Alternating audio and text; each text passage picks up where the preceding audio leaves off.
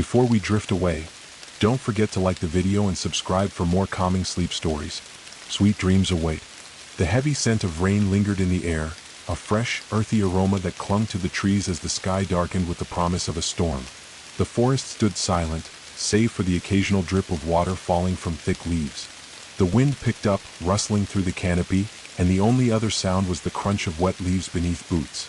A lone figure trudged through the muddy trail, his silhouette dim against the fading light. His name was Ethan, and he had been traveling for hours, seeking refuge from the relentless downpour that seemed to follow him. The path was winding, uncertain, a maze of shadows that grew longer with each step. He had heard about the lodge in these woods, a place to rest, to escape the endless storm. It was far from civilization, but that was the point. As he walked deeper into the woods, the trees seemed to close in on him, their towering trunks blocking out what little light remained. The air grew heavier, thick with moisture, making every breath a struggle. Ethan pulled his jacket tighter around himself, wishing he had taken the time to prepare better. He spotted a faint light in the distance, a warm, flickering glow that seemed to promise safety. His pace quickened as he approached, the sounds of the forest growing eerily louder, as if the trees themselves were whispering.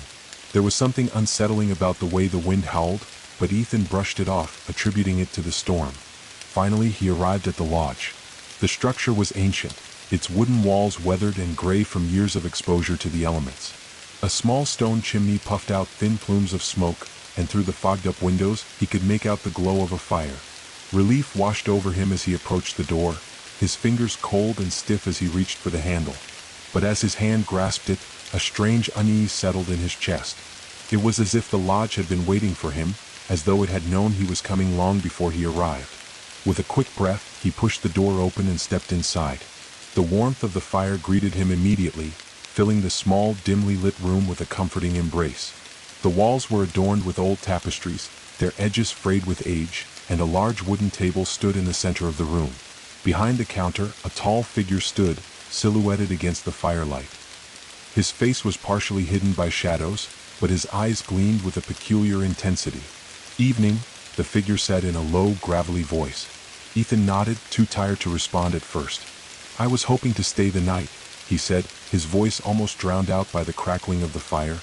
The man studied him for a moment, as though weighing his words carefully. Finally he nodded.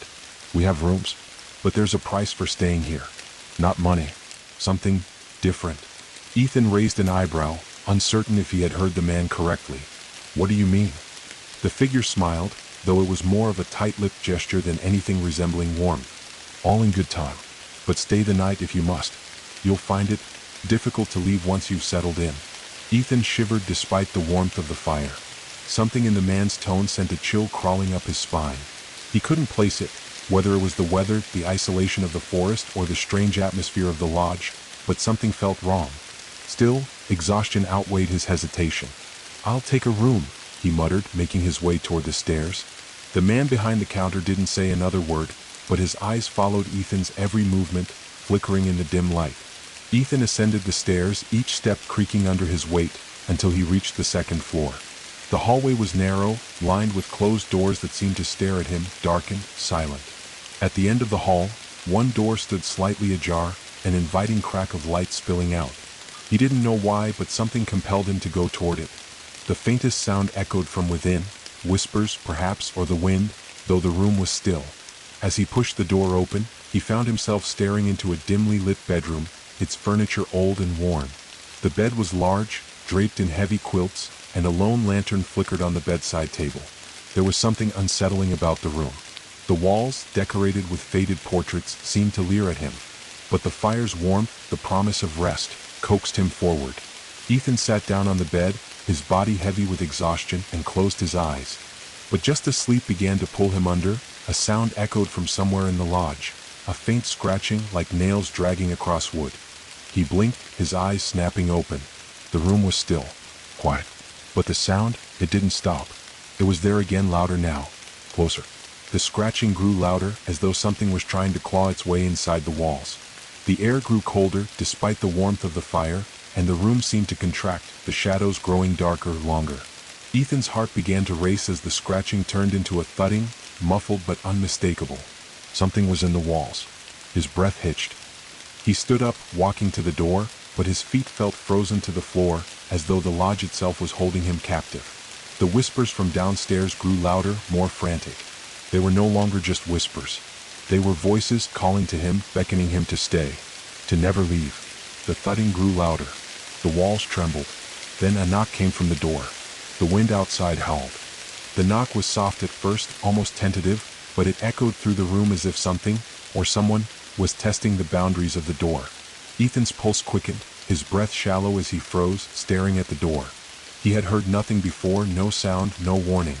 It was as if the lodge itself had come alive. The scratching from the walls had stopped, replaced by an ominous stillness that crept beneath his skin. He stepped away from the door, his heart pounding in his chest. The lantern flickered as though disturbed by some unseen force, casting elongated shadows that danced and twisted on the walls.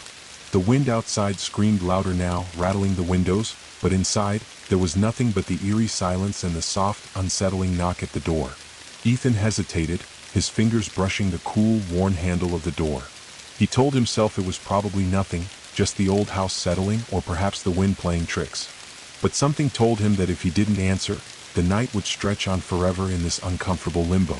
The knocking grew more insistent. With a deep breath, Ethan steeled himself and swung the door open. But no one stood in the doorway. The hallway was dark, the faint light from the fire below barely reaching this far. The corridor stretched on, empty, devoid of life. The air was damp, thick with the smell of wood and mildew. Ethan stepped into the hall, his footsteps muffled by the old, worn carpet beneath his boots. He scanned the darkness, but there was no sign of the person, or thing, that had knocked. His instincts screamed at him to turn back, but his curiosity outweighed the rising sense of dread. He moved cautiously, glancing at each closed door, half expecting one of them to burst open at any moment. The thudding he had heard earlier was gone, replaced by an unsettling quiet, a silence that stretched out like a dark blanket over the lodge. As he walked down the hall, the shadows seemed to follow him, creeping along the walls, elongating with each step. The farther he ventured, the colder it became. A chill settled in his bones, so intense it felt as if the temperature had dropped by several degrees. He reached the end of the hallway where the door to the staircase stood ajar. The stairs below were barely visible, a shadowy descent into the unknown. The whispers began again. They were faint at first, barely audible over the howling wind outside, but they grew clearer with each passing second. The voices seemed to come from everywhere at once, from within the walls, the floor, the very air itself. Some were soft, pleading, while others were harsh, urgent, as if warning him to leave. Yet there was something more in the way they spoke, something familiar, as if they were calling his name, reaching out for him specifically. Ethan. The sound of his name sent a jolt of panic through him, and he whirled around, expecting to see someone, or something, standing behind him. But there was nothing. The hallway remained empty, its shadows still stretching and twisting in unnatural ways. The door to the staircase creaked open further, inviting him in. Against his better judgment, Ethan took a step forward, his boots creaking on the old wooden floor. The moment he crossed the threshold, the whispers seemed to intensify, louder now, filling his ears with unintelligible murmurs. He could feel the weight of the lodge pressing down on him, as though it were watching, waiting for something. A single step echoed in the stillness. The air was thick with the scent of damp earth and decaying wood, the dampness in the air almost suffocating as he descended the stairs. With each step, the temperature dropped, and a sense of foreboding grew stronger. The stairs seemed endless, spiraling down into the depths of the lodge, and the firelight from the floor above barely reached this far. Ethan's breath came in ragged gasps as he reached the bottom of the stairs, the ground beneath him now solid stone. The space stretched out before him, dimly lit by flickering lanterns attached to the walls. He found himself in a large, open room, its stone walls covered in ivy and moss. The air was thick with the smell of something ancient, something that had not been disturbed in years, or perhaps centuries. The room was vast, far larger than the rest of the lodge, its ceiling lost in shadow. In the center of the room was a stone altar, worn and cracked with age. Around it were various relics, old candles melted down to stubs, strange symbols etched into the stone floor. The room felt raw. There was an oppressive weight in the air, a sense of history long forgotten but never truly gone.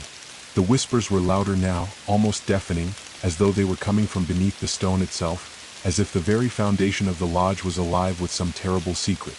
Ethan stepped forward, drawn to the altar, though every part of him screamed to run. His eyes were drawn to the stone carvings that adorned it, intricate patterns twisted into the stone that seemed to pulse with an unnatural energy. The symbols seemed to shift in the dim light, moving like shadows beneath his gaze. Then a sound. A soft, wet shuffle came from the far corner of the room. Ethan froze, his eyes darting to the source, but he saw nothing. His heart hammered in his chest, and a cold sweat broke out across his forehead. The air around him seemed to thicken, pressing in on him, the walls themselves beginning to close in. Something was watching him. And then, from the shadows, a figure stepped forward. A woman, pale and gaunt, her hair tangled and matted with dirt, her clothes ragged and torn. She moved with unnatural grace, her eyes empty black voids, staring at Ethan with an expression that was neither human nor beast. The whispers rose to a cacophony as she glided closer, her mouth moving in silent words, her fingers twitching as though beckoning him forward. Ethan couldn't move. His legs were frozen, as if the air itself had turned to ice, rooting him to the spot. The woman's gaze never wavered, her movements slow and deliberate, closing the distance between them. With each step, the room seemed to grow darker, the air colder. And as she reached out toward him, her voice broke through the whispers. "You shouldn't have come." Ethan's breath caught in his throat as the woman's fingers reached for him, her cold, lifeless hand gliding through the air like the tip of a blade. He wanted to move, to scream, to run, but his body refused to obey, frozen by an unseen force. Her hollow eyes seemed to pierce straight into him, as if she could see into the very depths of his soul, reading his thoughts, his fears. "You shouldn't have come," she repeated, her voice hollow and distant, like the wind whispering through a forgotten graveyard. The words echoed through the stone room, reverberating in his skull, filling him with an overwhelming sense of dread. Her hand hovered just inches from his face, and he could feel the cold radiating from her, like a deep chill sinking into his bones. The room seemed to close in around him, the shadows growing darker, heavier, as if the walls themselves were closing in. Despite the fear gripping him, Ethan couldn't look away.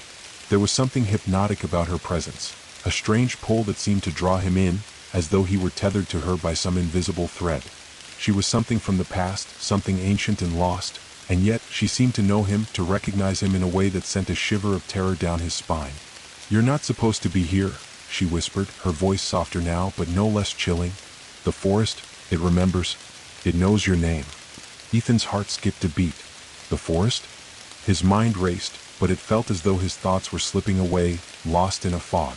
How did she know his name? How could she know anything about him? "Why am I here?" he managed to choke out, his voice trembling. The woman's lips curled into a thin, knowing smile, and for a brief moment, it seemed like her entire face twisted, warping into something grotesque and inhuman. Her eyes, once hollow, now seemed to flicker with some ancient, malevolent knowledge. "You came for refuge," she said, her voice now like a hiss, "but the forest does not offer such gifts. It claims what it needs, and it will never let you go." The shadows in the room deepened, swirling around them like living things. The wind outside howled through the trees, the sound of branches creaking and groaning as if the forest itself were waking from a long slumber. Ethan's pulse quickened, his skin crawling with a sudden, overwhelming sense of wrongness. There was something unnatural about the way the woman moved, her every gesture seeming both fluid and disjointed, as though her very presence defied the laws of nature. "You're a part of it now," she continued, her voice a rasping whisper that seemed to come from all directions at once. "The forest chooses those it wants. It calls and you answer. You cannot escape." Ethan's mind spun, his breath shallow, his heart racing. Escape? Was she saying he was trapped here? That he had been brought here for some terrible reason? His gaze flicked to the altar behind her, its stone surface covered in ancient symbols, its surface slick with something dark and sticky. There was something ritualistic about the room, something that made the air feel thick with fear. What do you want from me?" Ethan forced himself to ask, his voice barely more than a whisper. The woman's smile widened, a slow, eerie curve of her lips that made the hairs on the back of his neck stand on end. "We don't want anything from you. The forest wants, and it always gets what it desires." Suddenly, the shadows in the room shifted as if responding to her words. They stretched and twisted, folding inward as though the very fabric of reality was warping. The stone floor beneath Ethan's feet groaned, and the air thickened with an overwhelming sense of pressure, as though the lodge itself were closing in on him, squeezing him from all sides. Ethan took a step back, his heart pounding in his chest, but his legs felt like lead. Every instinct screamed for him to run, but he was rooted in place, his body betraying him. The woman raised her hand toward him again, her fingers curling into a twisted claw, and the shadows around them seemed to move with her, as though they were an extension of her will. "You're bound now," she said, her voice almost a croon, "tethered to this place. The forest has marked you and you can never leave. It will never let you go." Panic surged through Ethan's chest, a tidal wave of fear that threatened to drown him. He wanted to shout, to demand that she let him go, but his voice was gone, swallowed by the oppressive weight of the room. The whispers were louder now, a chorus of voices from every corner of the lodge, their words unintelligible, but their tone unmistakable, urgent, desperate, as though they were all trying to warn him, to tell him something he couldn't understand. "Help!" Ethan finally managed to scream, his voice ragged, hoarse. But the woman only chuckled, a soft, unsettling sound that seemed to echo in the darkness. "There is no help here," she murmured. "The lodge has chosen you, and the forest will keep you forever." With that, she stepped backward into the shadows, and the room seemed to breathe with her, the walls shifting as though they were alive, pulsating with a strange, rhythmic energy. The firelight from above flickered and sputtered, casting strange, disorienting shadows across the stone altar. Ethan turned, his mind racing as he scrambled for an escape, but there was no way out. The staircase, the doors, the very walls, all of them had become impenetrable, as though the lodge had sealed itself shut around him. A sudden crash echoed from above, the sound of something heavy being thrown to the ground. Ethan's head whipped toward the staircase, his heart leaping into his throat. He wasn't alone in the lodge. The floorboards creaked ominously, and then from the shadows came the low growl of something unseen, something waiting. "Don't fight it," the woman's voice whispered from the darkness. "The forest knows. It always knows." Ethan's breath came in short, panicked gasps. The whispers were all around him now, crawling into his ears, and the shadows twisted into shapes that seemed to move on their own. He was trapped. The forest had claimed him. And as the darkness closed in, Ethan understood. There would be no escape. Ethan's legs buckled beneath him, his body trembling from fear, exhaustion, and something deeper, a strange pull in the air that seemed to tug at the very core of his being. The shadows seemed to thicken around him, pressing in on all sides as if they were alive, intent on swallowing him whole. The air was damp, heavy with the smell of mildew, earth, and something more pungent like decaying leaves and rot. The whispers had grown into a deafening crescendo, a mix of voices pleading, demanding, and murmuring words that seemed to slide under his skin, crawling through his veins. His heart thudded in his chest, each beat painfully loud in the oppressive silence that followed the woman's words. "The forest wants, the forest gets," her voice echoed in his mind, repeating like a chant. It was as though she had planted a seed of dread, and now it was growing, twisting, infecting his thoughts. Ethan's hand shot out to steady himself against the stone wall of the lodge, his fingers cold as they brushed against the rough surface. The walls groaned as though they were breathing with him, alive and hungry. He wanted to run, to tear himself from this nightmare, but his body was slow, uncooperative. His limbs felt like they had turned to stone, frozen by the overwhelming presence of something ancient and unforgiving. The woman's figure was gone, but her presence lingered in the room, a weight that hung in the air like a dark cloud. The shadows seemed to pulsate as if something beneath them was stirring. Ethan looked frantically around the room, his eyes darting over the walls, the altar, the shadows in the corners. The silence was thick, oppressive, and for a moment he thought he could hear something breathing, slow, deep, like a creature waiting in the dark. A sudden gust of wind howled through the cracked windows, rattling the panes and sending a shiver down his spine. It was followed by the unmistakable sound of something heavy moving on the floor above. The floorboards groaned in protest as though they too were being moved by some unseen force. The sound was growing closer, and with it, the growing realization that he wasn't alone in the lodge. Before he could take another step, the door to the stairwell slammed open with a force that shook the room. Ethan spun around, heart hammering in his chest, but there was nothing there, nothing visible. But the shadows had shifted. They were alive and they were closing in on him. Then, the floor beneath him seemed to ripple, as if the stone itself were alive. A deep, guttural sound rumbled through the ground, a low growl that came from somewhere deep within the bowels of the lodge. It reverberated through the walls and floor, crawling up his spine like a cold hand. The shadows were thickening, swirling, becoming denser by the second. They were more than just darkness. They were a presence, something alive, and it was watching him. Suddenly the whispers ceased. The air grew thick, suffocating, as if the entire room was holding its breath, waiting for something to happen. Ethan's pulse raced, and his mind spun, torn between the fear of the unknown and the urge to run. but there was nowhere to go. The lodge had swallowed him whole, and now the forest was beginning to take its claim. The growling sound grew louder, and with it, something emerged from the shadows. A figure, tall and thin, cloaked in black, stepped from the darkness, its features obscured by the veil of shadows that clung to it like a second skin. It was humanoid, but there was something off about it, something unnatural. Its limbs were long and spindly, its fingers thin and sharp, like twisted branches from the trees outside. Its face was hidden beneath a hood, but Ethan could feel its gaze upon him, a chilling pressure on the back of his neck. He took a hesitant step back, his breath coming in shallow gasps. The figure didn't move, didn't speak, but its presence was overwhelming. It was as if it was not just a part of the lodge but the very essence of it, born from the darkness, from the very soil of the forest itself. The whispers returned, this time louder, more urgent. The voices were all around him now, not just in his ears but in his mind. He could hear them calling, urging him to listen, to understand. The words were disjointed, overlapping, but the meaning was clear. They were warning him. Leave. Leave before it's too late. The figure in the shadows stirred, its head tilting to one side in a movement that was far too unnatural. Slowly, it raised a hand, and the shadows around it responded, writhing like living creatures, curling toward Ethan in an attempt to drag him into the darkness. Ethan's feet were glued to the ground, his body frozen, his mind screaming at him to move, to escape, but the shadows were relentless, pulling him toward the figure. He felt a cold grip on his wrist, ice cold and unyielding.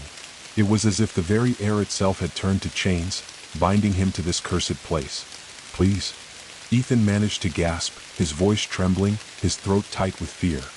What do you want from me? The figure didn't respond with words.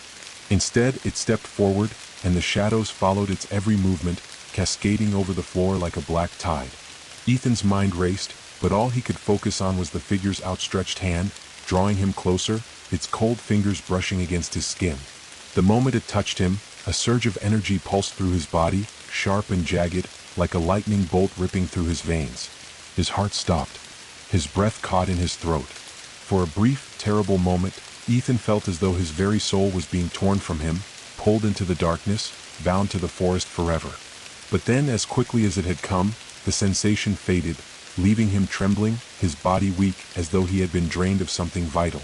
The figure withdrew its hand, but its eyes, those unseen eyes beneath the hood, never left him. Ethan's body shook with the aftershock of the contact, his limbs heavy, his head swimming. You are bound, the figure whispered, its voice low and ancient, like the wind whispering through dry leaves. The forest has claimed you. A cold realization settled over Ethan. He was no longer just a visitor. He was part of the forest now, a part of the lodge. He had been marked the moment he stepped inside. The figure turned, its movements fluid, like water flowing over rocks. It stepped back into the shadows, and the darkness seemed to welcome it, swallowing it whole.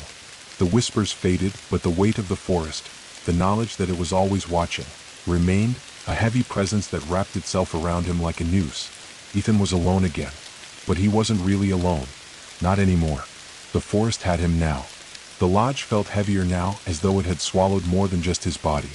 The very air seemed thick with an ancient, pulsing presence that clung to his skin, sinking into his bones. Ethan stood frozen, his breath shallow, his body trembling from the unnatural chill that had taken root inside him. The shadows that had receded in the figure's wake seemed to linger in the corners of the room, watching, waiting, like silent sentinels. The whispers had returned, softer this time, but no less unsettling. They didn't come from the walls or the ceiling, they were all around him, echoing in his mind. The voices were no longer just distant murmurs. Now they were clear, individual, insistent, each one cutting through his thoughts like a knife. Stay, stay, stay. It's already too late. You belong to the forest now. Ethan's eyes darted to the altar, the stone surface slick with something dark and wet. The strange symbols carved into the floor beneath him seemed to shimmer, as though they were alive, pulsating with a slow, rhythmic beat. They were pulling him in, urging him to step closer. He fought against it, forcing his legs to move in the opposite direction, but the lodge, the forest, had already begun to claim him. He turned toward the door to the stairwell, but the darkness that had gathered there now seemed to be an impenetrable wall, pressing in on him. The air felt dense, suffocating. He could no longer hear the wind outside, nor the faint creaking of the lodge's foundation. It was as if the entire building had fallen silent, holding its breath, waiting for something. Don't fight it, The voice was almost a whisper in his ear, though there was no one there. "You are part of the grove now. You are part of us." The word grove echoed in his mind, unfamiliar yet strangely fitting. The forest outside, the one that had led him here, was more than just a collection of trees. It was alive, ancient, and all-encompassing. It wasn't just a place. It was a being, a consciousness, one that had been waiting for him, drawing him deeper into its roots, into its heart. He felt the pull again, stronger this time, a gentle tug at the base of his spine, like fingers gripping him from the inside. A sound from above, a soft thud, jerked his attention back to the staircase. It had come again, that same sound of something heavy being moved. He could feel the pulse of something, someone, up there, hidden in the shadows. Without thinking, he took a step toward the staircase. His mind screamed at him to leave, to escape, but his body moved of its own accord, each step heavier than the last. The pulse of the lodge seemed to guide him, drawing him towards something in the depths of the building. The dark stairwell loomed before him, its steps creaking as if urging him to descend. Ethan reached the top of the stairs and paused, the darkness below swallowing the faint light from the upper floors. He couldn't explain it, but it felt as though the shadows had grown thicker, more oppressive. The air here was suffocating, laden with the smell of decay and earth. It wasn't just the lodge that felt wrong anymore, it was the very forest, its ancient presence seeping into the lodge, its roots growing into the walls. Another low growl echoed from somewhere below, deeper this time, almost like the growl of an animal but far more primal, more alive. It was a sound that seemed to vibrate through the lodge, rattling the walls, shaking the ground beneath his feet. Ethan's heart pounded in his chest, but his legs refused to stop moving. He couldn't help it. The forest was calling. When he reached the bottom of the stairs, the room he stepped into was different from the one he had left. The air was thick with humidity, the walls slick with moss and vines. The room had transformed. What had once been a simple storage space or cellar had become a reflection of the forest itself. Roots, thick and twisting, snaked along the stone floor, crawling up the walls and into the ceiling. The space was bathed in a greenish glow, as though the walls themselves were breathing, alive with some hidden, unseen pulse. Ethan's eyes locked onto something in the center of the room, a large, gnarled tree stump.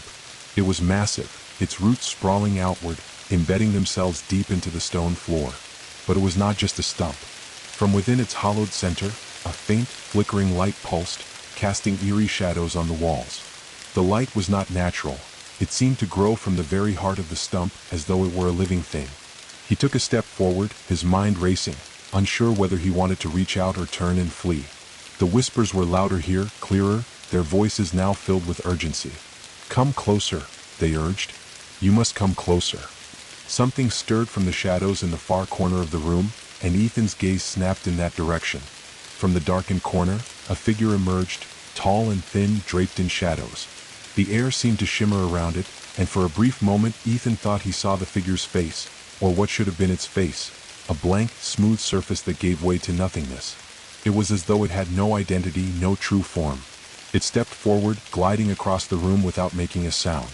Ethan's breath caught in his throat, and his body screamed at him to run, but again, his feet remained rooted to the spot.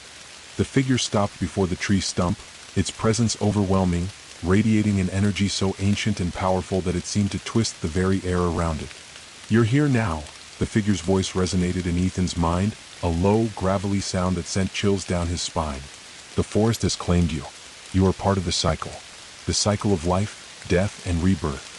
Ethan's heart pounded harder in his chest as the figure continued, its voice blending with the whispers, becoming one with the very pulse of the lodge. The lodge, the forest, they are not separate. They are one. And you, Ethan, are the bridge. You are the connection. You are the one who will awaken the grove. The words twisted in his mind, like knots tightening in his stomach. He couldn't understand them, but he could feel the truth of them, deep within himself. The lodge, the forest, they were not just places. They were living, breathing entities, and he had somehow become intertwined with them. "The cycle has been waiting," the figure continued, its voice softer now, almost soothing. "The forest calls, and you will answer." Suddenly, a new voice, sharp, insistent, cut through the haze in Ethan's mind. "No." It was a cry, a warning. "Run. Run before it's too late." But it was too late. The air around Ethan seemed to crackle with energy, the ground beneath his feet shifting as the roots in the room began to pulse, slowly, rhythmically. They moved as though they had a life of their own, growing, twisting, reaching toward him. His body was no longer his own. He could feel the pull, the energy flowing through him, the forest's heartbeat becoming his own. The figure extended a hand toward him, and the darkness around them seemed to tighten, closing in. "You are part of the grove now," the voice whispered again. "You are the bridge." And Ethan understood. He had never been meant to leave. The air around Ethan thickened, the oppressive weight of the forest's presence becoming unbearable. The roots in the room shifted, like ancient tendrils reaching out from the very heart of the earth, coiling through the stone floor. The greenish light that emanated from the stump pulsed with an eerie rhythm, casting long, unsettling shadows across the walls. It was as though the entire lodge was holding its breath, waiting for something. Ethan's breath came in shallow gasps, his body trembling with an energy that wasn't his own. The figure in the corner, the shadowed being, stepped closer, its presence filling the room with a suffocating intensity. He could feel the pull of the roots beneath him, the ground vibrating with an unseen force. The whispers were louder now, almost deafening, their words twisting through his mind like a swarm of bees. They were no longer fragmented. They were coherent, clear, urgent. "Come closer, come into the fold, join us. You are one of us now." The words seemed to wrap around him, tightening like a coil around his chest. He wanted to run, to break free from whatever was happening, but his body wouldn't obey. His feet felt as though they had been fused to the ground, the roots of the forest burrowing deep into his soul, anchoring him here. The figure's face, if it could be called a face, remained a blank void, smooth and featureless. It reached out its hand, and the shadows around it deepened, wrapping themselves around the stump, pulling the air itself into a tight knot. The figure's voice reverberated through the room, blending with the whispers. "You are the chosen one, Ethan. The one who will awaken the grove," it intoned, its voice now almost musical in its cadence. "The lodge has been waiting for you. The forest has been waiting for you." Ethan's heart pounded in his chest, his pulse thrumming in his ears. Every instinct screamed at him to flee, to break free of the suffocating pull of the lodge, but there was nowhere to go. The walls, the floor, even the air felt like it was closing in, pressing him into the center of this twisted, ancient place. The roots around him began to move again, slowly, deliberately. They stretched toward him like fingers, curling around his legs, climbing up his body. Each touch was like an icy jolt, a reminder that he was no longer in control. The floor seemed to shift beneath his feet, and for a moment, it felt as though the very earth was alive, breathing, alive with the heartbeats of the forest. "You will be part of us," the figure continued, its voice now laced with something darker, something hungry. "Your soul will merge with the grove, and you will become one with the land. The cycle will be complete. The forest will awaken." Suddenly, the stump in the center of the room trembled, its roots shifting, stretching, twisting as if it were alive. The light from within grew brighter, pulsing like the beating heart of the lodge itself. The very air hummed with energy, thick with power. Ethan's body jerked, his arms aching with the pressure of the roots wrapping around him. The coldness, the energy, everything felt wrong, as though his very essence was being torn from him, reshaped, bound into something else. "Don't resist. Don't fight it." The voice was now inside his head, resonating through his bones. "You are the key. You are the one who will unlock the gate. You are the one who will release the forest." Ethan felt his limbs grow heavy, as though the roots were digging deeper into him, pulling him down, anchoring him to the earth. His heart raced, but no matter how hard he tried to move, his body remained frozen. The energy from the forest was coursing through him now, the very essence of the lodge wrapping around his soul like a vine. He could feel the centuries of life in the forest, its ancient memories, its hunger, its desires, all surging through him. He could feel the weight of the forest, the weight of the lodge, pushing him closer to the center of the room, pulling him toward the stump, toward the pulsing light that beckoned him like a moth to a flame. His body was trembling, his skin slick with sweat as the roots began to encircle him completely. The whispers had become a cacophony now, their voices blending together in a maddening chorus. "You will never leave. You belong to us now. The cycle will begin again. Forever." The figure moved closer, its shadow folding over Ethan like a dark shroud. The air grew colder, the energy building to a crescendo that made his teeth ache. He could feel his heart pounding in his chest, a frantic rhythm that matched the pulsing light from the stump. The roots pulled tighter, their grip unyielding as if they were claiming him, rooting him to the earth itself. "You are the bridge," the figure whispered, its voice now a low, almost reverential murmur. "Through you the grove will be reborn. Through you the forest will live again." The figure raised its hand, and the roots around Ethan tightened, squeezing the air from his lungs. He gasped, his breath ragged, but no sound came out. His body burned with the energy surging through him, and the world around him seemed to warp, bending, shifting, until the very ground beneath his feet seemed to tremble. And then, suddenly, everything stopped. The roots slackened, and the overwhelming pressure that had gripped him for what felt like an eternity released. Ethan fell to his knees, gasping for breath, his body trembling from the exertion. The air was thick with the scent of earth and decay, and the stump before him was now completely still, its light dimming to a faint, pulsating glow. But the silence that followed was not comforting. It was suffocating, as though the entire world was holding its breath. Ethan looked up, his vision blurred, his thoughts scattered. The figure was gone, but he could still feel its presence, still hear its whispers in the back of his mind. His heart pounded in his chest, and his body ached with exhaustion, but there was something else, something deeper. The forest was waiting. Ethan knew without a doubt that he had crossed some invisible threshold. He was no longer just a visitor. He was a part of the forest now, a part of the cycle. And the cycle was endless. The whispers, though faint now, were still there, lingering at the edges of his consciousness. They were calling to him. Come, come to us. Ethan stood shakily, his legs unsteady beneath him. The lodge was no longer just a building, it was alive, breathing, and it had accepted him. The forest had accepted him. And there was no turning back. The cycle had begun. The room around Ethan seemed to warp and ripple, like the edges of a dream just beyond his grasp. The walls, once solid and real, now looked as if they were shifting, as if the very fabric of the lodge was made of something less substantial than stone or wood. The air felt thick with the weight of the forest, heavy and alive, pulsing with an energy he could no longer deny. The ground beneath his feet still trembled, the vibration humming in his chest, deep in his bones. It was like the entire lodge was connected to the earth itself, to the very roots of the forest that stretched far beyond, sinking into the soil, into the darkness below. Ethan could feel it now, the pulse of the forest, the heartbeat of something ancient and unfathomable. The whispers were louder now, more insistent, swirling around him, inside him. They filled his mind, pressing against his thoughts, curling around his consciousness like tendrils of smoke.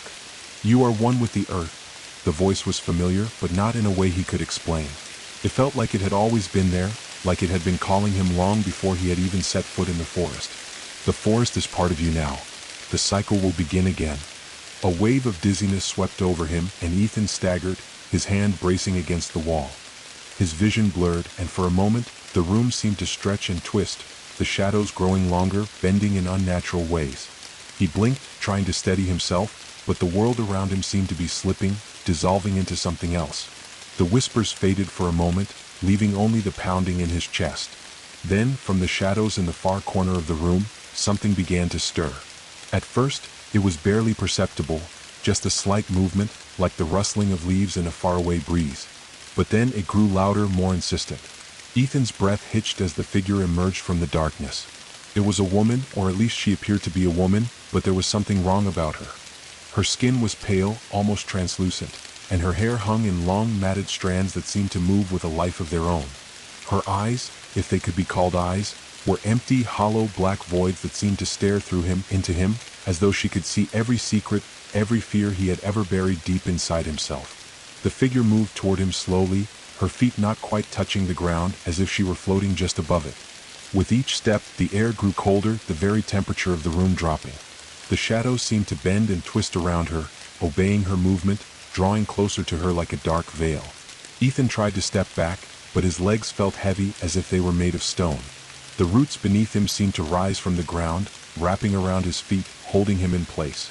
The woman's presence was suffocating, like an ancient weight pressing down on him from all directions.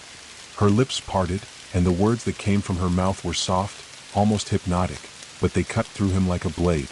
You have joined the cycle now, Ethan. The forest claims all who enter. The roots of the grove are in your blood, in your heart. There is no escape. Her voice was like the rustling of dead leaves, the sound of decay. The more she spoke, the more Ethan felt himself losing himself to the lodge, to the forest. He was no longer just a man. He was something else, something tangled in the roots, in the soil, in the very fabric of the world around him. He opened his mouth to speak, to ask what she meant, but no words came out. Instead, a horrible realization dawned upon him. He could feel the forest now, not just the trees and the ground, but the heartbeat of it all. He could feel the pulsing of the roots beneath him, deep in the earth, the life force of the forest. It was inside him, spreading through his veins, growing, taking root. The woman's voice continued, her words weaving around him like a thread, pulling him deeper into the web. You will awaken, Ethan. You will bring forth the ancient ones.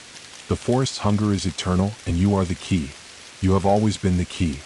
His mind reeled, the words washing over him like a flood. The ancient ones. The forest's hunger. What did she mean? Had he always been part of this cycle, part of the forest, even before he had arrived here? Was it fate, or had something drawn him into this terrible place? The woman raised her hand, and the air seemed to hum with energy. She reached for him, and as her fingers brushed his skin, the connection was immediate, overwhelming. He felt a surge of power, raw and primal, flooding through him, filling every fiber of his being. It was like being consumed by fire and ice all at once, his body and mind torn in two as the energy of the forest poured into him. For a brief moment, everything went dark. When the world returned, Ethan found himself standing outside the lodge, the familiar woods surrounding him in the dim light of twilight. He blinked, disoriented, his heart racing.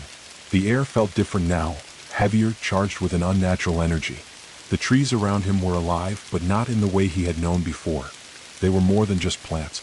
They were ancient, sentient beings, watching, waiting. Ethan took a step forward, but the ground beneath him seemed to shift, as if the earth itself was shifting to align with the forest's will. His feet felt heavy, as though they were sinking into the soil. The trees whispered to him now, their voices a soft, insistent murmur, calling him deeper into the forest. Come, join us, you are part of the grove now. The woman's voice echoed in his mind, her words like a mantra. He could hear the pulse of the forest, feel it thrumming beneath his feet, in his chest, in the air around him. He was no longer just an observer. He was part of the cycle, a living thread in the web that bound the forest together. There was no turning back. The forest had claimed him. Ethan could feel the roots of the grove, deep and sprawling, weaving through the earth beneath him. They were everywhere, and they were him. He was connected to them, to the forest, to the ancient power that pulsed through every living thing around him. With a slow, deliberate movement, he began to walk deeper into the woods, the trees parting before him like a living path. The lodge behind him faded into the distance, swallowed by the ever-encroaching darkness. The wind howled through the branches, but it no longer sounded like a threat. It sounded like a welcome. The cycle was beginning again. And Ethan, he was at its heart. Ethan's senses were heightened, every detail of the forest now sharper, clearer than ever before. The rustling of leaves in the wind no longer sounded like distant whispers. It was as if the trees themselves were speaking to him, their voices entwined in a language he couldn't fully comprehend, but somehow understood. The forest was alive, and it knew him. Every step he took felt as though the earth beneath him acknowledged his presence, the soil yielding beneath his feet with a gentle hum, as if the very ground was greeting him, claiming him. The trees, towering and ancient, stretched high above him, their branches like skeletal fingers reaching toward the sky. But their trunks were alive, pulsating with a rhythm that matched the thrum of Ethan's own heartbeat. The air smelled of rich earth, damp leaves, and something else, something faintly metallic like the scent of blood, mixed with the earthy perfume of decay. It was the scent of life and death intertwined, of something ancient and eternal. The path ahead seemed to stretch on endlessly, the shadows of the trees casting long, crooked forms across the forest floor. The whispers grew louder, more urgent, as if the forest was calling him, beckoning him toward something deeper, something hidden in the heart of the grove. Come closer, come to us. The voices seemed to ripple in the air, weaving through the branches, curling around him like an invisible thread. He could feel them pulling him, their call irresistible, their longing familiar. His feet moved of their own accord, drawn forward by something far more powerful than his own will. The world around him seemed to bend and twist, the trees growing taller and closer, their branches nearly brushing the top of his head as he walked deeper into the grove. Every step felt like he was crossing into a place beyond time, beyond the world he had known. The forest had become his reality now. His mind, his body, all intertwined with its ancient, unyielding roots. It was as if the very air around him had thickened, weighed down with the knowledge of centuries. There was no escaping this place. There was no going back. The whispers were no longer just voices. They were memories, fragments of forgotten lives, of those who had come before him. The forest had claimed them just as it had claimed him. You are one of us, they whispered. The roots are in your blood now. The cycle has begun again. Ethan's chest tightened, and he felt the weight of those words pressing on him. His heart raced, his breath shallow as the world around him seemed to blur and distort. The trees around him were no longer just trees. They were ancient sentinels, their bark etched with the scars of countless years, their roots burrowing deep into the earth, drawing power from the heart of the world itself. He could feel the energy of the forest rising within him, surging through his veins like wildfire. It was as if the roots had taken hold of his very soul, pulling him toward something deep in the earth, something ancient and terrible. The ground beneath him seemed to vibrate, the energy growing stronger with each step he took. He was being drawn into the very heart of the forest, the grove where it all began, where the cycle began anew. As he moved deeper, the shadows grew thicker, the air colder. The trees seemed to close in around him, their twisted branches reaching out like claws, blocking out the last remnants of light. The whispers grew louder, more frantic, as if the forest itself was urging him on, warning him of what lay ahead. "The time has come," the voices whispered. "You are the key. You are the one who will awaken the roots. The ancient ones are waiting." The ground beneath him shifted, and Ethan stumbled, his hand reaching out to steady himself against the nearest tree. As his fingers brushed the rough bark, a shock of energy shot through him, sending his body trembling. It felt like a jolt of pure life coursing through him, an energy that was both terrifying and exhilarating. The forest was alive, and it was awakening, drawing him into its depths. Ahead, through the tangled undergrowth, he could see a faint light flickering. It was distant at first, like a fire on the horizon, but it grew brighter with every step he took. The air grew warmer, the scent of earth and decay replaced by something sweet, almost intoxicating. The ground seemed to rise and fall beneath him, as though it had become part of the living pulse of the forest. Ethan's legs ached, his body weary from the long trek, but he could not stop. The forest had its hold on him now, and there was no escape. The whispers were louder now, a chorus of voices surrounding him, beckoning him toward the light. "Come closer, the gate awaits." He pushed forward, ignoring the growing exhaustion, his heart pounding in his chest. The light ahead grew brighter, and the air grew thicker, as though something was about to break through the very fabric of reality. The trees parted before him, opening up to reveal a clearing, a place that felt both ancient and new, a place that had never truly been touched by the outside world. In the center of the clearing stood a massive stone altar, weathered by time but still imposing, covered in vines and roots that seemed to have grown into the very stone itself. The air around the altar pulsed with an otherworldly energy, thick with the scent of moss and earth. The ground beneath the altar seemed to hum, as if something deep within the earth was awakening, drawing power from the altar itself. Ethan felt a pull toward it, an irresistible urge to reach out and touch the stone. As he moved closer, the air around him seemed to crackle with energy, the ground beneath his feet vibrating as if in response to his presence. The whispers had stopped, replaced by a low, rumbling growl that seemed to come from deep within the earth. The roots of the grove, thick and twisting, rose from the ground, wrapping around the altar, their gnarled branches moving like tendrils, alive with an ancient, malevolent force. The stone beneath Ethan's feet seemed to pulse with the same energy, the power of the forest and the ancient ones trapped within. He reached out, his fingers brushing the cold surface of the altar. The moment his skin made contact, a surge of energy coursed through him, sharp and sudden like a lightning bolt. His body jerked, his heart pounding as the world around him seemed to implode, folding in on itself. The ground shook and the air turned cold. Ethan gasped, his body burning with an intensity he couldn't comprehend, as if his very soul was being torn apart and reassembled. The whispers returned, louder than ever, their voices blending together in a maddening cacophony. The cycle begins again. The ancient ones rise. The forest is waking.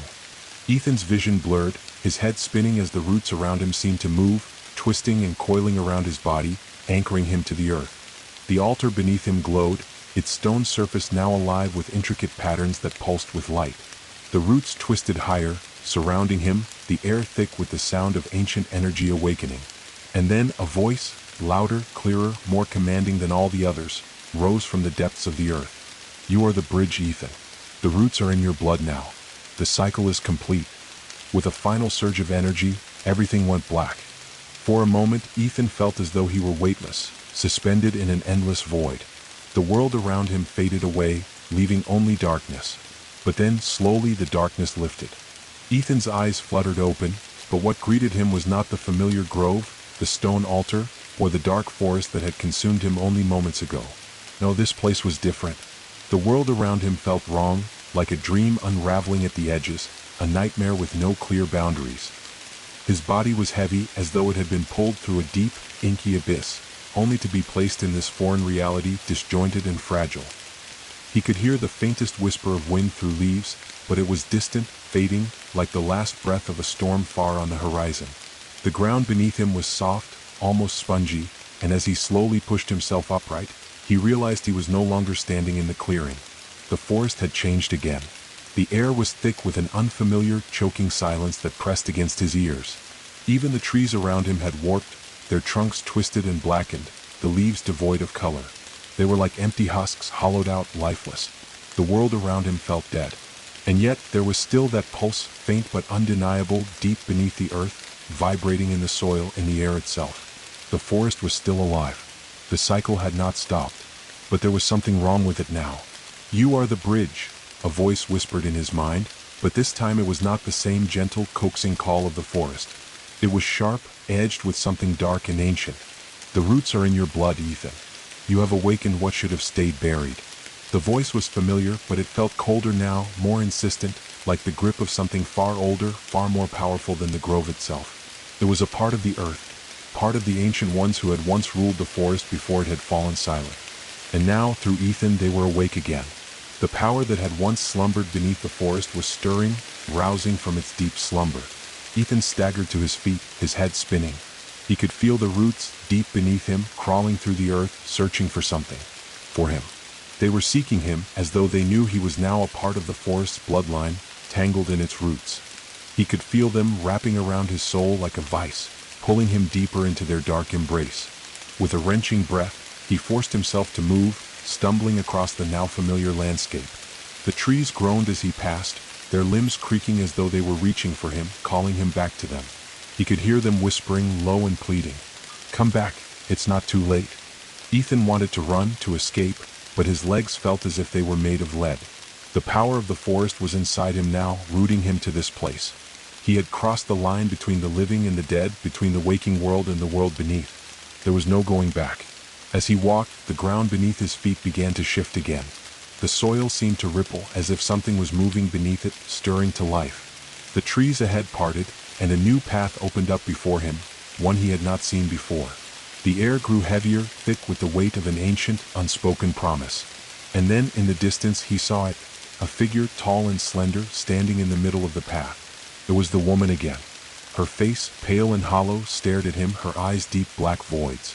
She did not move, but the air around her hummed with power, the very forest itself bending to her will. The energy surrounding her was suffocating, like a tidal wave, and Ethan's chest tightened as the pull of her presence became undeniable.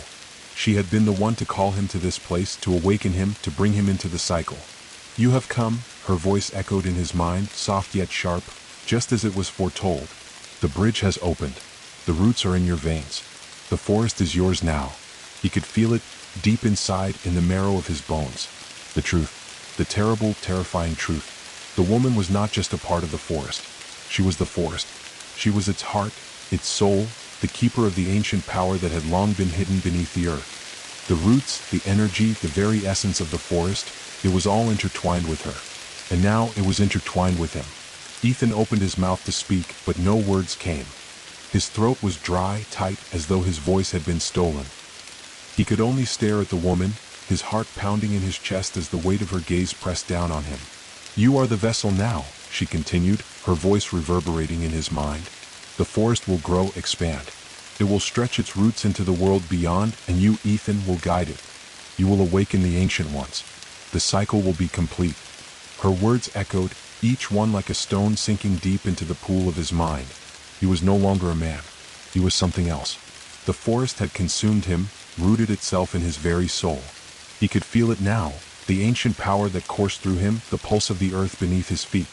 The same pulse that had once slept for centuries, waiting for the right moment to awaken. And now that moment had come. The air around him seemed to tremble, and for a fleeting moment he thought he saw the ground shift, the earth crack open just a fraction. The trees around him whispered louder, the wind picking up as though it had a voice of its own. The world was changing. The ancient ones were rising. "The grove will spread," the woman's voice whispered, now more insistent, more commanding. "It will reclaim what is its own. It will feed and it will grow. The world will become as it once was. Ethan could feel it in the very air around him. Something ancient, something vast, stirring beneath the surface of the world. The forest was waking. The cycle was about to begin again. He was the catalyst, the one who would release it from its slumber. And yet, beneath the overwhelming power, beneath the call of the forest, a part of him, just a small part, deep inside, screamed for release. No, this isn't me, Ethan thought, but even the thought felt distant, weak. It was as though the very essence of his being was being consumed by the forest, slowly, piece by piece. He was a vessel for the roots, a part of the ancient cycle, the bridge, and there was no way back. There is no escape, Ethan, the woman said, her voice cold and final. The forest is yours. The roots are in your blood. Ethan felt his chest tighten, his heart racing as the weight of the world pressed down on him. The forest was pulling him deeper, its roots creeping through his veins. He was a part of it now. The awakening had begun, and he could feel the forest's hunger rise, stretching its roots toward the world beyond. The cycle was beginning. Again. And this time there was no stopping it. The forest around Ethan seemed to close in on him, its presence growing more suffocating with each breath he took. The air was thick with the scent of damp earth, decay, and the sweet, heady perfume of rotting leaves. Every step he took, the ground shifted beneath him as though the earth itself was alive, responding to his movements, to his thoughts. The whispering voices that had surrounded him earlier now coiled around him, filling the air with their incessant murmurs. "You are the bridge," they repeated, a chorus of endless voices, overlapping and blending like a symphony of ghosts. "The roots are in your blood." The woman in front of him stood like a silent sentinel, her hollow eyes fixed on him, her presence an anchor to the reality he had entered. He could feel the power of the forest surging within him, an overwhelming force that felt both foreign and familiar. It was as though the roots of the earth were sinking into his very soul, claiming him, binding him to something ancient, something beyond his understanding. His mind was a maelstrom of confusion and fear, and yet, beneath it all, there was an odd sense of acceptance. He had no choice. The forest had already taken root inside him. There was no escaping it now. He looked down at his hands, but instead of the pale, trembling skin he had known, they were covered in a thick layer of dark, cracked bark, as if his very flesh was being replaced by the earth itself. His body had begun to change, to merge with the forest. The transition was slow, but undeniable.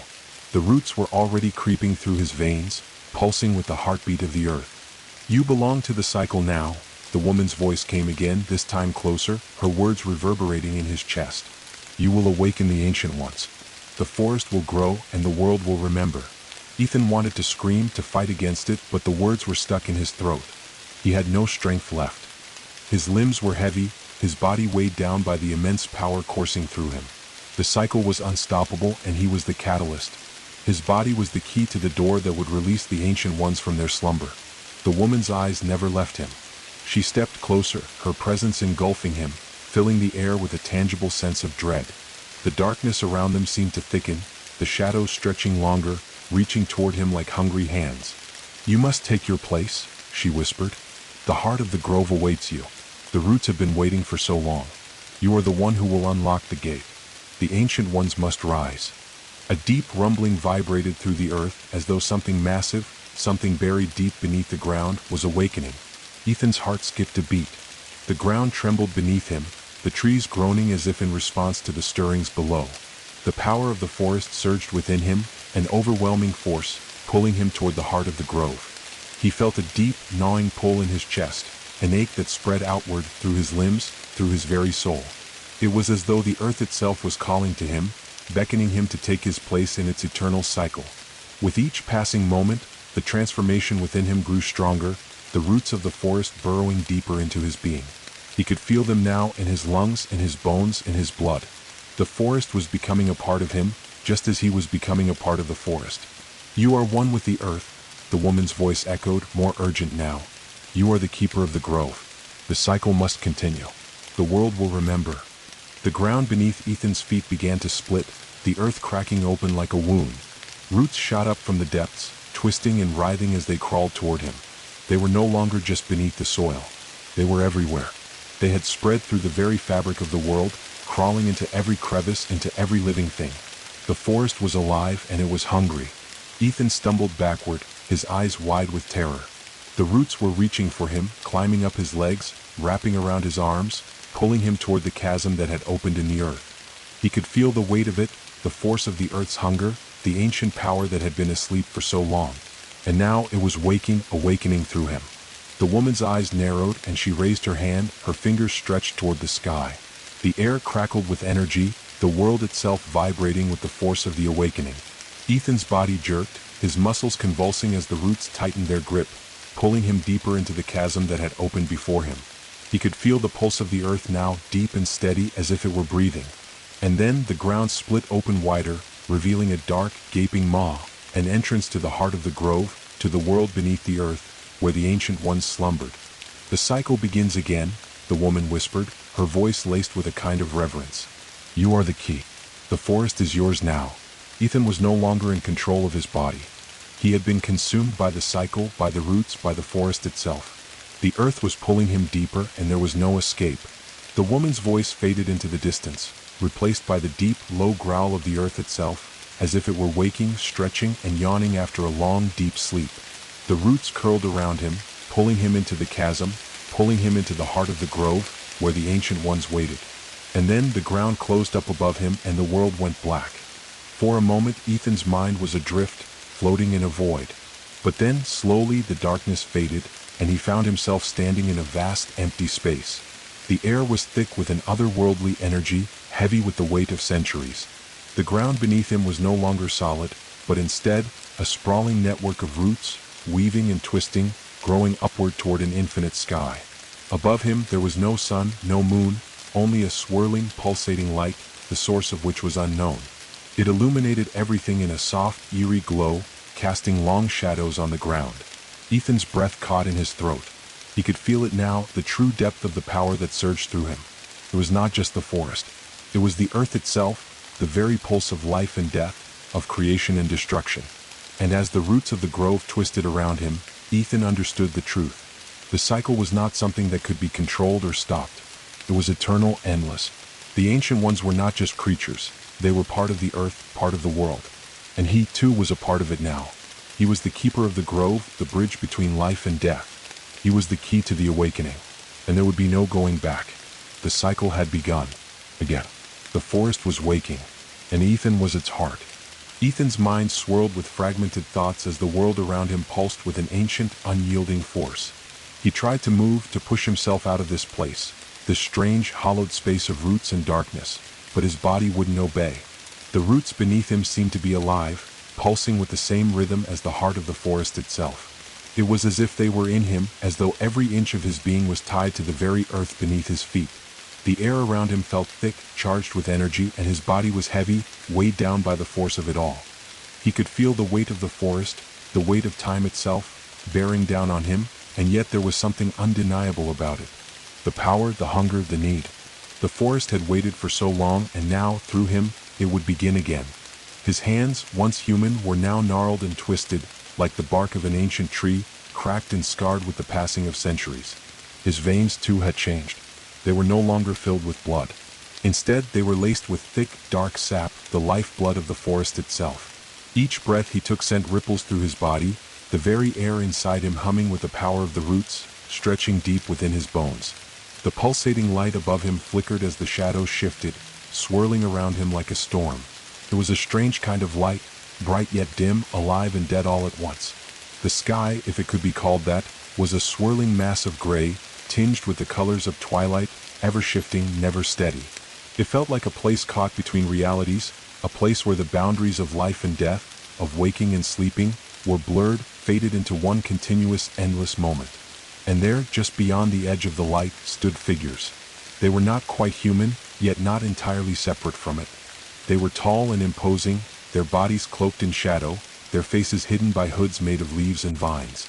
The figures moved slowly, deliberately, as if they had all the time in the world, as if they were waiting for him to acknowledge them. Ethan's heart raced, his chest tightening as the reality of the situation began to settle over him like a shroud. He was not just in a place of roots and soil anymore. He had crossed into a realm where the forest ruled, where the ancient ones, beings older than any living creature, waited to rise again. The figures did not speak, but their presence was enough. Ethan felt their eyes upon him, even though they had no visible faces. He could feel their hunger, their need for something that only he could provide. He could feel them, ancient and unfathomable, reaching out to him, calling him to them as though they knew what he was now, what he had become. "You have awoken us," a voice echoed through his mind. It was low, deep, and reverberated in the very marrow of his bones. It came from everywhere and nowhere, its presence saturating the air like a thick fog. "The forest is ours again. You are the heart, the bridge between worlds. The roots are in you. You are one with us." Ethan's body trembled at the sound of that voice. It wasn't just a voice, it was the pulse of the earth itself, the sound of the ancient roots stirring beneath the surface, rising in anticipation of something long awaited. It was the sound of the forest remembering, of the hunger that had been dormant for so long, now awakening. "You will open the gate," the voice continued, its words wrapping around his mind like tendrils. "You will be the key. The world will bow before us. The cycle will begin again. All things will return to the earth. All things will feed the roots." The figures moved closer, their forms shifting in and out of the shadows, their hands raised, fingers long and thin like branches. They reached for Ethan, their touch light, cold, and unyielding. As their fingers brushed against his skin, a shock of energy surged through him, and he gasped, his vision blurring as the world around him warped. It was as though the forest was pulling him apart and putting him back together, reshaping him into something else, something otherworldly. The roots inside him twisted, expanding, spreading throughout his body.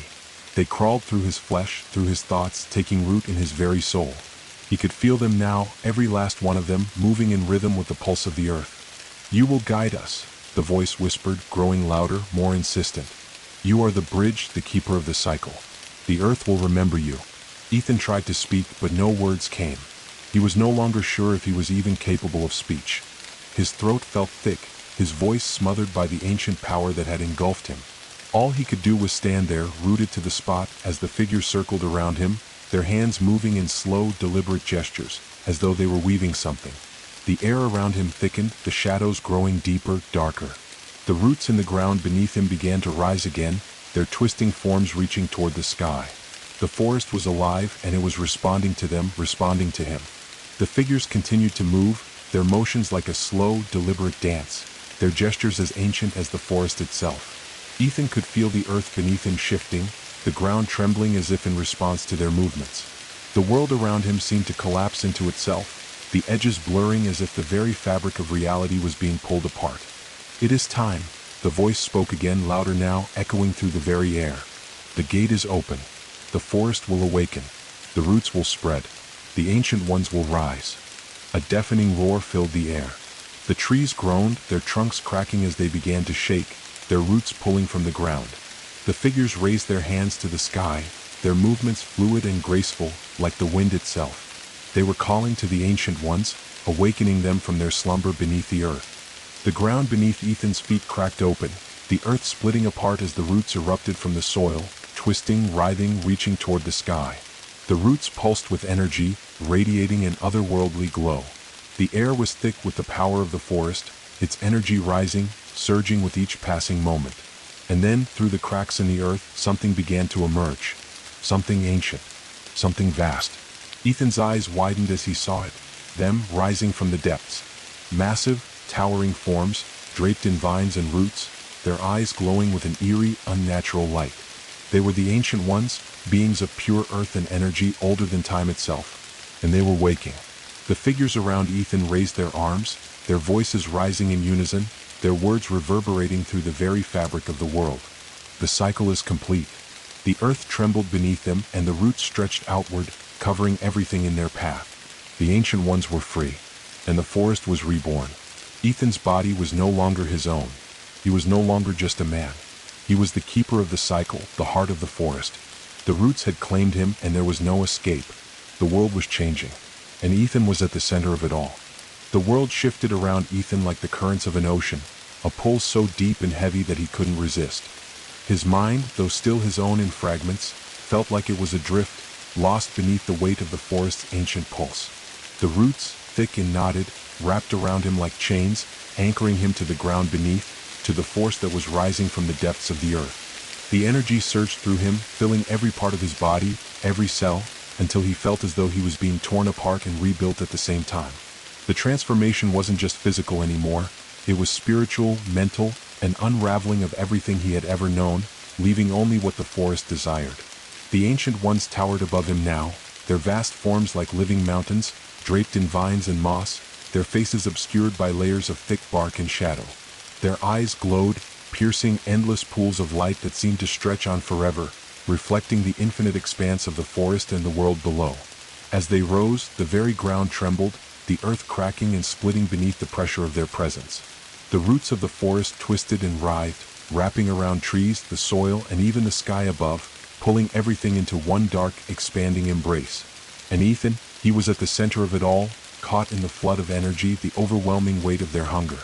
"You are ours," a voice boomed, not just in his mind, but in the very air itself. It was a voice like thunder, deep and resonant, filled with the power of the earth itself. It vibrated through his chest, his bones, and for a moment Ethan felt as if he would collapse under the weight of it. The roots beneath him shifted, curling around his limbs, tightening, constricting, but also filling him with that deep, ancient power. He could feel the earth beneath, the pulse of it rising through his chest, like a second heartbeat, a rhythm that was primal and unstoppable. The forest was alive, and it was calling to him, drawing him deeper into its fold. "You will guide us," the voice continued, this time softer, but no less commanding. "You are the bridge, the key. You will open the path for us, to return to the world of men. The cycle must be completed. The ancient ones will rise, and the world will return to its natural state. We will reclaim what was lost." Ethan's breath hitched in his chest as the weight of those words settled over him. He had always known, deep down, that the forest had its own purpose, its own life force, something older than mankind, older than any of the creatures that roamed its depths. But the realization of what that purpose was, of how he was now bound to it, filled him with a creeping sense of dread. The forest, the ancient ones, they wanted to return to the surface, to spread, to reclaim the world. But what of the world above? What of the people, the lives that lived and breathed beyond the forest's borders? Ethan felt a pang of guilt, of fear, but it was fleeting, drowned out by the power now coursing through his veins. The roots pulsed beneath him, growing thicker, darker, reaching for the sky, stretching across the land. The ancient ones took another step forward, their massive forms looming above him, their glowing eyes watching him, waiting. Their mouths, too vast to comprehend, opened with a sound like the cracking of stone, their breath warm and heavy. And as they spoke, their voices merged with the whispers of the forest, the leaves, the trees. The earth itself seemed to hum with their words. "The cycle must begin. The world above is fragile. We will feed on it, spread through it, until all that lives is one with us. There will be no escape from the roots. They will consume the world, and you will lead us." A tremor passed through Ethan, but he could not look away from the figures standing before him. The forest was alive, a vast, breathing entity, and it had chosen him. No, it hadn't just chosen him. It had claimed him from the moment his feet first set upon its ground. "No," Ethan whispered, though his voice felt foreign to him, detached, as if his own body was no longer his. "This can't happen. I can't be the one to." But the ancient ones did not listen. Their voices, a chorus of timeless power, reverberated through the earth once more. "You are the key, Ethan. The roots are in your blood. The world will bow before us. The time has come to reclaim what was ours. The gate has been opened, and the path to the surface is clear." Ethan stumbled backward, his heart racing, but the roots were too strong, holding him in place. He could feel them digging deeper into his skin, into his very soul, feeding on the fear and resistance that stirred within him. The power of the forest was overwhelming, like a floodwater he could not escape. The figures, the ancient ones, raised their hands to the sky, their movements slow, deliberate, as if they were weaving some dark incantation. The air around Ethan thickened, the forest pressing in on him from all sides. The ground beneath him cracked again, and this time it didn't stop. The earth opened wide, the chasm widening, revealing a vast, dark void beneath. From that void, roots poured up like tendrils of death, twisting, crawling, reaching. The trees themselves began to shift, their trunks cracking and bending, their roots growing, uprooting, as if they too were part of the awakening. The entire forest began to shift, to stretch, to change. The ancient ones were rising. "It is time, Ethan," the voice boomed again, deep and resonant. "We will reclaim what is ours. You will guide us. The world will feed the roots once more." Ethan felt his body tremble.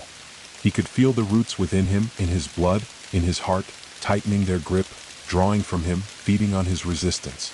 His mind, his thoughts, his humanity were slipping away with each passing second. "No!" Ethan cried out, the last remnants of his will fighting back. but the voice of the forest, of the ancient ones, overwhelmed him. It drowned out his thoughts, consumed him like a storm. The earth trembled beneath him again, and from the dark chasm, something enormous began to rise. It was like a great, twisted tree, its trunk vast and black, its branches stretching into the sky like skeletal fingers, reaching toward the stars. The roots of the earth, thick and heavy, crawled upward, spiraling around the tree's trunk like serpents, pulling it toward the surface, toward the world above. Ethan couldn't tear his eyes away. The ancient ones were awakening. The roots were rising. And he was the key. His heart pounded, but it was no longer his heartbeat. It was the heartbeat of the earth itself, of the forest, of the cycle that was endless. The world around him shifted and darkened as the ancient ones began to rise, their power flooding the earth. The roots stretched and reached, pulsing with life, with death, with hunger. They would spread, consume, and the world above would be nothing but soil, fertile and ready for the taking. Ethan had no choice. He could feel it in his very bones. The cycle had begun, and he was at the center of it all. Ethan's breath came in ragged gasps as the ground beneath him trembled again. The forest, the earth, everything around him seemed to pulse with the relentless, insatiable hunger of the ancient ones. The roots, thick and tangled, wrapped around his legs, his arms, pulling him deeper into the soil, into the heart of the forest. His body was no longer his own. It was the forest, the roots, and the transformation was complete. The cycle had begun, and he was the one who would guide it, whether he wanted to or not. The towering forms of the ancient ones loomed over him, their vast, shadowed figures moving slowly, deliberately, their eyes glowing like burning embers. As they moved, the air seemed to crackle with their power, their presence overwhelming, suffocating. They were no longer just ancient creatures of the forest. They were the forest itself, embodiments of life and death, creation and destruction.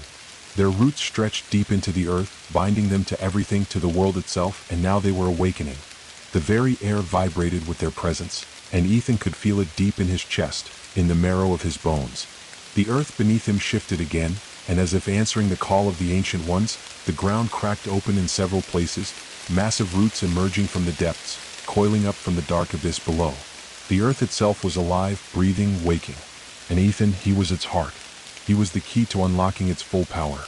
"You are the bridge," the voice of the forest whispered, a low, rumbling growl that seemed to come from everywhere and nowhere at once. "The cycle must be completed. The world above will fall, and the roots will reclaim what was taken. You will open the way for us, Ethan. The gate is before you." Ethan's mind, though clouded with fear and confusion, fought to grasp the reality of what was happening.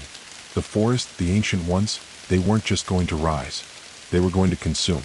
The world above, the world he had known, was just the beginning. They were going to reclaim everything, draw it into the deep, tangled roots, and it would be swallowed whole by the earth. He could feel it, the pull of the forest, the deep, unrelenting hunger. It was no longer just in his veins, in his blood. It was in his very soul, in every fiber of his being. The roots were inside him, part of him, and there was no escaping it. "The time has come," the voice of the forest murmured, its tone both comforting and terrifying. "You will lead us to the surface, Ethan. You will open the way. The roots must spread."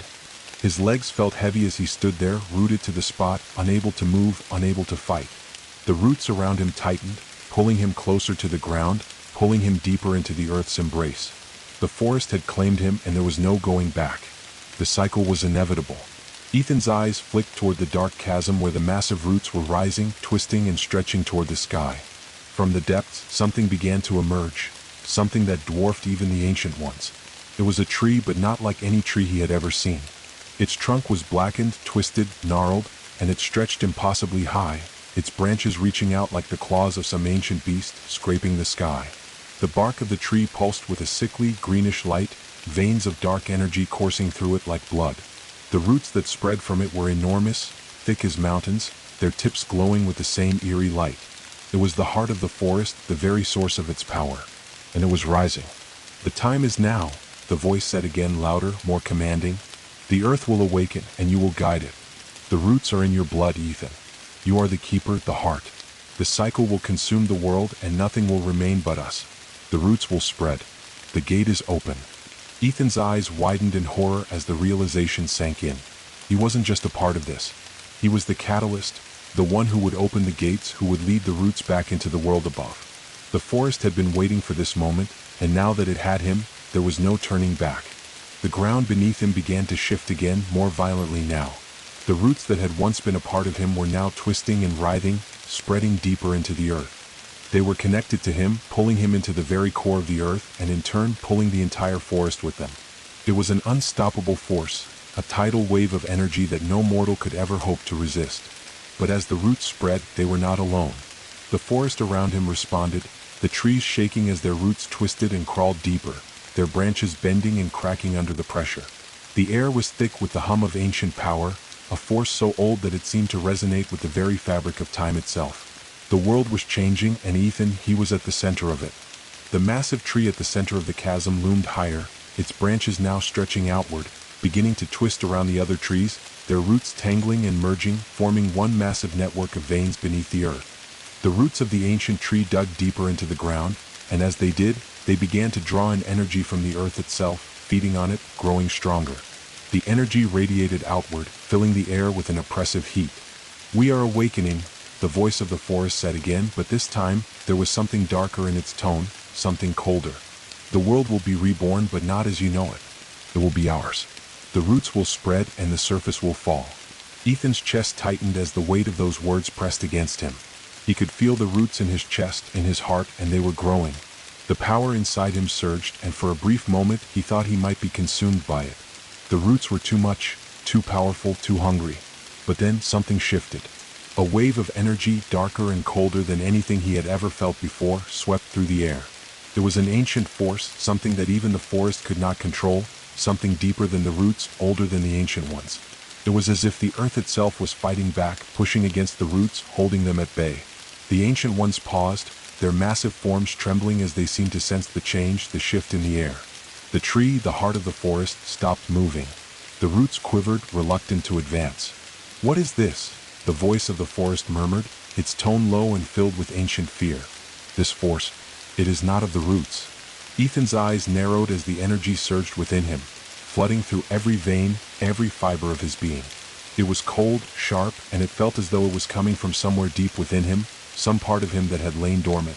For the first time since the roots had claimed him, he felt something that wasn't part of the forest, part of the earth. It was a force of resistance, a force that wanted to keep the gates closed. The ancient ones shuddered, their glowing eyes flickering as if they were realizing that something more than just the forest itself had taken root within Ethan. Something that could stand against them. "No," they whispered, their voices trembling. "No, you cannot stop this. The roots will rise. The cycle must complete." But Ethan wasn't listening anymore. The energy inside him flared, growing stronger, and the roots, as powerful as they were, began to falter. Something was changing, something was shifting, within the earth, within him. The roots had awakened, yes, but there was more to this story. More to him than even the forest had realized. And Ethan could feel it. The gate was opening, but it was not what the forest had planned. It was something else entirely. The air grew still, the thick energy that had once surged through Ethan's veins now holding a strange, foreboding pause. His body trembled, not from fear, but from the intense pressure building within him. The roots, which had so eagerly consumed him, now felt distant, strained, as though they were being pulled by an invisible force. The ancient ones, beings older than time itself, paused, their immense forms shuddering as they too felt the shift. Ethan's mind raced, trying to understand what was happening. His chest heaved as his breath came in shallow bursts. He could feel the roots that had once been like a second heartbeat to him, now fighting against something much deeper, much older. It wasn't just the forest pushing through his body, it was something that wasn't supposed to be here. Something out of place. The sky above him, the swirling twilight void that had loomed so heavy with dark power, was flickering as though a storm was on the verge of breaking. The unnatural, eerie light cast shadows that danced like fleeting memories across the blackened trunks of the trees. And then it came, that pulse. A pulse of energy, cold and sharp, flooding through him, tightening the grip of the roots, pushing him deeper into the earth. But it was his pulse now. He had never been aware of it before, not until now when his very soul seemed to hum with this force. It was not the forest. It was not the ancient ones. It was something different, something forgotten. Something that had slumbered even before the forest, before the roots. The gate is open. The voice of the forest rumbled in Ethan's chest, low and menacing, but there was a tremor now, an edge of uncertainty. "You are the keeper, Ethan. The roots are in your blood. You have no choice but to lead us. You are the key." The ancient ones, whose eyes glowed with endless hunger, began to move again, slowly, their forms drawing nearer to Ethan, as if their very presence was pulling the ground closer, dragging the roots up from the depths of the earth. They were not just creatures. They were the forest itself, its soul, its ancient power. And they were relentless in their pursuit of their goal. They would awaken fully. The roots would spread. The world above would be consumed. And yet, that pulse, his pulse, felt like a barrier between them and their objective. The roots tugged, but the force inside him pulled back, unwilling to yield. Ethan's breath quickened as he realized what was happening. The pulse he had felt, it wasn't just some ancient force that had been hidden away for millennia. It was his own. He had been carrying it inside him all along, buried deep beneath the weight of the forest's power. The moment he had stepped into this place, something had woken inside him. A force that was born of his blood, not the earth's. It was as if something had been waiting, slumbering, for the right moment to break free. The ancient ones seemed to sense it now, their massive figures swaying as if their very foundation was being challenged. One of them, towering and regal, stepped forward, its eyes narrowing. "No," the voice rumbled, this time thick with disbelief, a shadow of something ancient and forgotten creeping through the words. "This is not right. This was never part of the cycle." Ethan could feel the roots tightening their grip around him, pulling harder now. But something else surged within him, a primal need to resist. His veins pulsed with a power so cold, so sharp, it cut through the forest's invasive hunger like a blade through silk. The earth beneath his feet quaked as though it was feeling the tension between the forces inside him, the ancient, unrelenting roots, and this new, unknown energy that now claimed him. "You are the bridge," the voice said again, but this time it was quieter, more fearful. "The key." Ethan's hands shook as he reached up to touch his chest. His skin had turned dark, a mottled bark-like texture that had overtaken his limbs. The transformation was nearly complete, but there was still something inside him that remained untouched, unclaimed. His heart was still his own, still human, and whatever this was, it was not a part of the forest's will. It was something else. Something else that had come alive in him, unwilling to bend to the ancient power of the forest. "No," Ethan whispered, barely a breath escaping his lips. He clenched his fists, feeling the cold energy surging through him. He couldn't speak, couldn't force the words past his frozen throat. But the message was clear. He wasn't here to lead them. He wasn't here to open the gate. He was here to stop it. The roots tightened again, and for a moment Ethan thought he might be swallowed whole, consumed by the forest. But that pulse, his pulse, it wasn't done yet. It flared, crackling within him like a bolt of lightning. The ground beneath him cracked again, this time in a wide, jagged tear, the earth splitting open like a wound, and the forest screamed in agony. The ancient ones recoiled, their forms trembling as if something had broken within them. The roots of the massive tree, the heart of the forest, trembled violently as though it were dying. "No, no, no," the voices of the ancient ones whispered, their voices now filled with panic. "You cannot fight this. The cycle is ours." But Ethan could feel it now, deep within his chest, that pulse, his pulse. It was not just resistance. It was reclamation. A force older than the forest itself, more powerful than anything the roots had ever known. The ground cracked wider, and from the tear in the earth, something else began to rise. The roots recoiled, retreating into the darkness, unwilling to face this new force, this new energy. A bright, sharp light burst forth from the chasm, sending a shockwave through the air. Ethan's eyes burned as the light surrounded him, filled him. For the first time since he had stepped into the forest, he felt truly alive. Alive in a way he hadn't felt in what seemed like an eternity. He had become something more than human, more than the forest's chosen. He had become a force in his own right. "The gate is closed," he said, the words coming from deep within him, his voice filled with an unknown power. "The roots will not rise. The cycle ends here." The ancient ones wailed in fury, their vast forms crumbling, retreating into the darkness from whence they had emerged. The roots that had once sought to consume everything recoiled, retreating deep into the earth, their hunger unsatisfied. The ground beneath Ethan's feet trembled one last time, and the vast black tree at the center of the chasm groaned, its branches falling to the earth, its roots writhing in defeat. The forest itself seemed to tremble, as if the very essence of its being had been fractured, its power challenged by something older, more primal. And in that moment Ethan knew he had won. He had closed the gate. The cycle was broken. But as the dust settled and the last echoes of the forest's power faded, he realized something deeper, something that resonated through the very core of his being. The forest had not been defeated, nor had it been destroyed. It had been reset, its hunger quelled for now, but its roots would always remain. And he would always be the bridge between what was and what would come. The forest cycle had ended, but it was not over. It would never truly end. Ethan closed his eyes and breathed in the cool, crisp air, feeling the remnants of the pulse fade away, knowing that his fight had only just begun. The silence that followed was thick, heavy, like the final breath of a storm before it gathers its strength to rage again. Ethan stood amidst the chasm, his chest heaving, every fiber of his being humming with the echo of the power he had just unleashed. The ground beneath him was cracked, jagged, the dark roots that had once spiraled upward into the sky now withering, retreating into the earth like a defeated serpent. The ancient ones, those towering figures of power and shadow, had been forced back into the depths, their forms now fading into the dark corners of the forest where they had come from.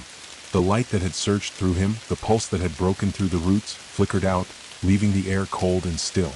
The dark sky above, once swirling with ominous clouds, now seemed to still, the twilight fading into an uncertain dawn.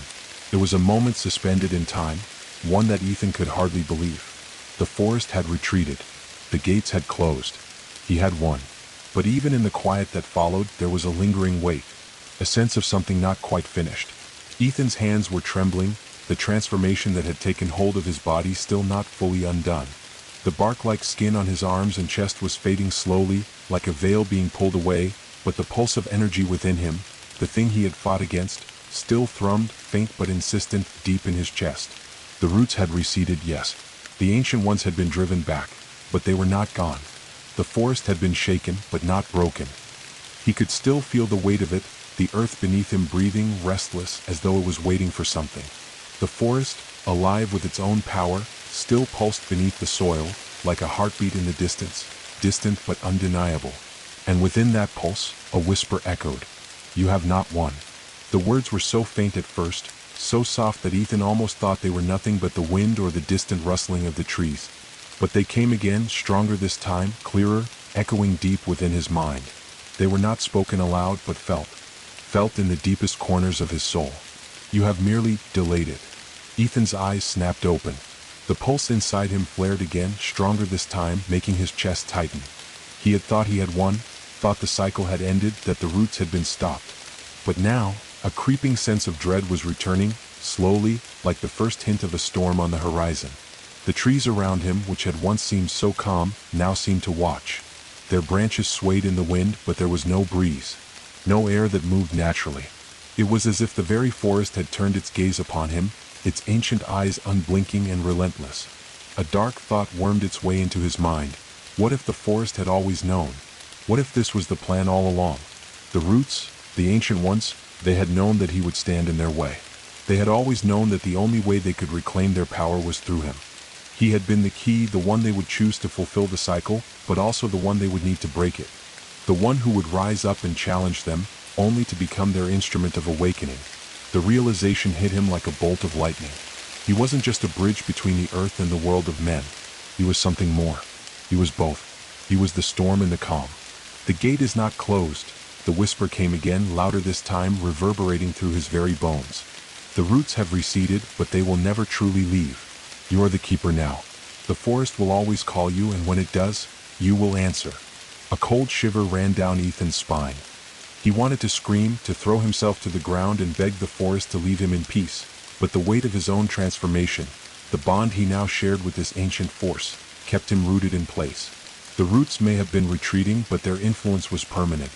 It was a part of him now, woven deep into his flesh, his soul, his very essence. For a moment, there was nothing but the crackling silence of the forest, the distant rumble of thunder that was still faint but persistent in the air. Ethan closed his eyes, his mind racing, trying to grasp at what had just happened, what was happening to him. He had stopped the roots, hadn't he? He had driven the ancient ones back into the depths. He was the one who had closed the gate. But the forest was still here, alive, watching, waiting, and he was its keeper. "You are the heart," the whisper came again, cold and deep, like a voice from the roots themselves. "The forest is in you. The world will bend to it. The world will bow." Ethan's eyes snapped open and his heart froze. There, standing before him, not far from the shattered earth, were more figures, shadowy shapes, barely visible in the dim light, their forms twisting with the shadows of the trees. They were the ancient ones again, But these were not the towering giants he had faced before. These were smaller, more agile, their eyes glowing with the same hunger, the same relentless drive. They were not defeated. "The roots never die," one of them whispered. Its voice was thin, like the rustling of leaves in a storm. "They wait. Always. They wait. We are waiting for you, Ethan. Waiting for the moment you call upon us again. You cannot escape it. You will be ours." Ethan took a step back, his mind reeling, his body trembling as the roots beneath him shifted. He could feel them. The earth was restless, stirring again as though it were calling to him, drawing him in, asking him to return to the very force he had once tried to escape. The wind picked up, whipping through the forest as the roots began to stir once more. They were not retreating anymore. They were searching. Searching for the one who had broken their power. Searching for the one who had dared to stand in their way. But Ethan felt something else, something stronger, something older than even the ancient ones. The ground trembled beneath his feet once more, but this time, it was not in fear. It was in response. The earth was listening. And beneath his skin, beneath his heart, he felt it, the pulse again, but not the forest. His pulse. The storm was still coming. The forest was not defeated. But Ethan was the storm now. He was the keeper of its cycle, the one who could call it back. And though the ancient ones still sought to reclaim what had been lost, he knew something they didn't. He was the one who held the power to end it. And with that realization came the cold certainty. The roots would never leave him. But he would leave the forest behind. The gate was still open. The moment stretched, thick with anticipation. Ethan stood amidst the remnants of the shattered earth, his hands still trembling, his mind a blur of uncertainty and fear. The ancient ones, their shadowy forms barely visible, circled around him, their eyes glowing with a burning, insatiable hunger. They had not been defeated. They had merely retreated. And now the forest, the heart of it all, was reaching out for him once more, calling to him like a force too vast to escape. The air around him pulsed with energy, like a drumbeat rising from the depths of the earth. The wind picked up, rustling through the trees, but there was no breeze. Only the eerie, suffocating presence of the forest's power, thick and suffocating like smoke. The roots beneath him stirred, shifting restlessly in the soil, as though they were alive, watching, waiting. They were part of him now, woven into his very soul, and they would never let him go. "You cannot resist forever, Ethan," one of the ancient ones whispered, its voice a low, guttural growl. "The roots are in your blood. You are the keeper. You will answer their call." The words reverberated in Ethan's chest, but he refused to let them break him. He had come so far. He had fought against the roots, driven them back, closed the gate. But deep within him, something darker, something primal, was stirring. It was the force of the earth, the pulse that had awoken in him, that had nearly consumed him. It was his pulse now, and he was its keeper. But it was also the forest's pulse, its heart, its hunger, and it had not been silenced. The world around him seemed to shift. The shadows of the ancient ones grew longer, their forms twisting, stretching, and Ethan could feel the power rising from the ground, pouring through the cracks, like an unstoppable tide. The roots that had once receded were now creeping back, inch by inch, their dark tendrils stretching toward him, toward the chasm at the center of the forest. The earth groaned beneath him, and the forest itself seemed to draw a deep breath, as though it was waking from a long slumber. "It is not over," the voice continued, now growing louder, more insistent. "You can close the gates, but the roots will always grow. The earth will always hunger. You are part of it now, Ethan. You are the keeper of the cycle. You cannot escape it." Ethan shook his head, his chest rising and falling in frantic gasps. He had thought that the forest had receded, that he had closed the gate, but now it felt as though he had merely put a pause on something inevitable, something that would never be fully stopped. The pulse inside him throbbed again, stronger than before, like the heartbeat of the earth itself, beating in time with his own. The roots beneath him were alive, restless, reaching up toward him, toward the surface, ready to rise once more. The wind howled again, sharp and cold, and the trees groaned, their branches creaking with the weight of their age. The sky above, once dim and shrouded in twilight, was now rippling with energy, the storm threatening to return in full force. The very air seemed charged with an unnatural power, as though the forest itself was alive, breathing, watching. "You are the key," the ancient one's voice echoed again, this time louder, more commanding. "You are the one who will open the way for us. You will guide the roots, and when the time comes, the earth will rise again. The world will fall before the roots, and you will be the one who leads it. There is no escaping it. The cycle is eternal. The forest is eternal." A chill ran through Ethan's body, and for a brief moment he felt his will waver. The power of the forest, the roots, the ancient ones, it was all so overwhelming, so undeniable. He had fought against it, but now it felt as though the forest was growing stronger, feeding off his resistance, pulling him back into its fold. The pulse inside him throbbed harder, faster, and the roots beneath him writhed, their twisting tendrils reaching up from the earth like fingers, brushing against his skin, claiming him once more. But then something else rose within him. A flicker of resistance, a spark of will. The pulse inside him, his pulse, suddenly surged in defiance. It was his power, not the forest. The energy coursing through his veins felt cold, sharp, like a weapon forged from the heart of the earth itself. It surged outward, pushing against the roots, against the forest, against the ancient ones. For a brief moment, the roots recoiled, pulling back from the intensity of the force he now wielded. Ethan's eyes flashed open as the realization hit him like a wave of understanding. He wasn't just the keeper of the cycle. He wasn't just a bridge. He was the resetting force, the one who could both awaken the forest and silence it. The pulse within him, the power that had once been a force of destruction, was now something else, a catalyst. The cycle, the roots, the forest's hunger, they would never truly cease, but he could control it. He could shape it. The ancient ones sensed it too. They recoiled, their massive forms twitching in surprise, their glowing eyes narrowing with a mixture of dread and recognition.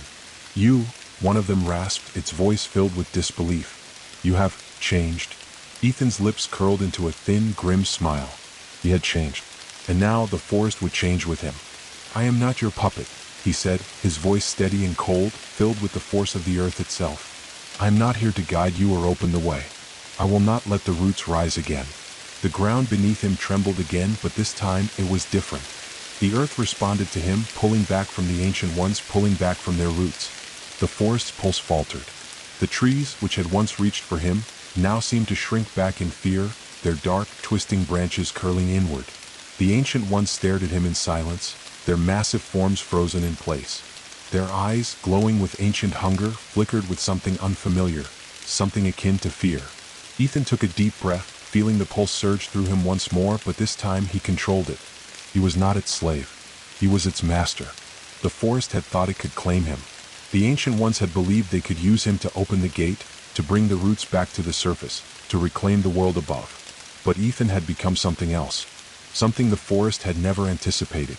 The pulse, the heart of the earth, it was his, and with it he would keep the gate closed. The roots, which had once sought to consume him, now receded into the earth once more, their presence weakening as Ethan's pulse pushed against them. The trees groaned in protest, their massive trunks creaking under the strain. The wind howled again, but it was no longer the whisper of the forest's hunger. It was the scream of something fading. The ancient ones trembled, their forms flickering, as if they were being pulled backward into the darkness from which they had come. They had tried to awaken, tried to feed off his power, but now they were retreating. Their hunger would not be satisfied. Not today. "The cycle is broken," Ethan whispered, his voice low but filled with conviction. "The gate will remain closed. You will not rise again." The ground trembled one final time, and then all was still. The wind fell silent. The trees stopped groaning. The ancient ones, their massive forms now shrouded in darkness, had vanished. The forest, though still alive, seemed quieter now, distant, hollow. Ethan stood alone, his breath steady, his body still. The pulse inside him had quieted, but it was still there, still waiting. He was the keeper now. The forest would never let him go, but he had learned its secret. He could control the cycle. He could keep the roots at bay. And for now that was enough. But somewhere deep within, Ethan knew that the forest was always watching, always waiting. The roots would return one day, and when they did, he would be ready. The silence that followed the Ancient One's retreat seemed almost unnatural, like a breath held too long. The world had stopped moving. Everything stood still in the shadow of what had happened, what Ethan had done. His chest still heaved with exertion, the pulse of the earth inside him both a power and a warning. He could feel the roots deep in the soil, restless and unyielding, but for now they were dormant. The Ancient Ones had receded, their presence fading like a shadow swallowed by the night. Yet even in their absence, the forest still hummed, a low, vibrating murmur, as though it were alive in a way he could never truly understand. He had thought it was over, but something deep within him told him that it was far from finished. Ethan stood motionless, his legs barely able to support him, the weight of what had transpired pressing heavily on his bones.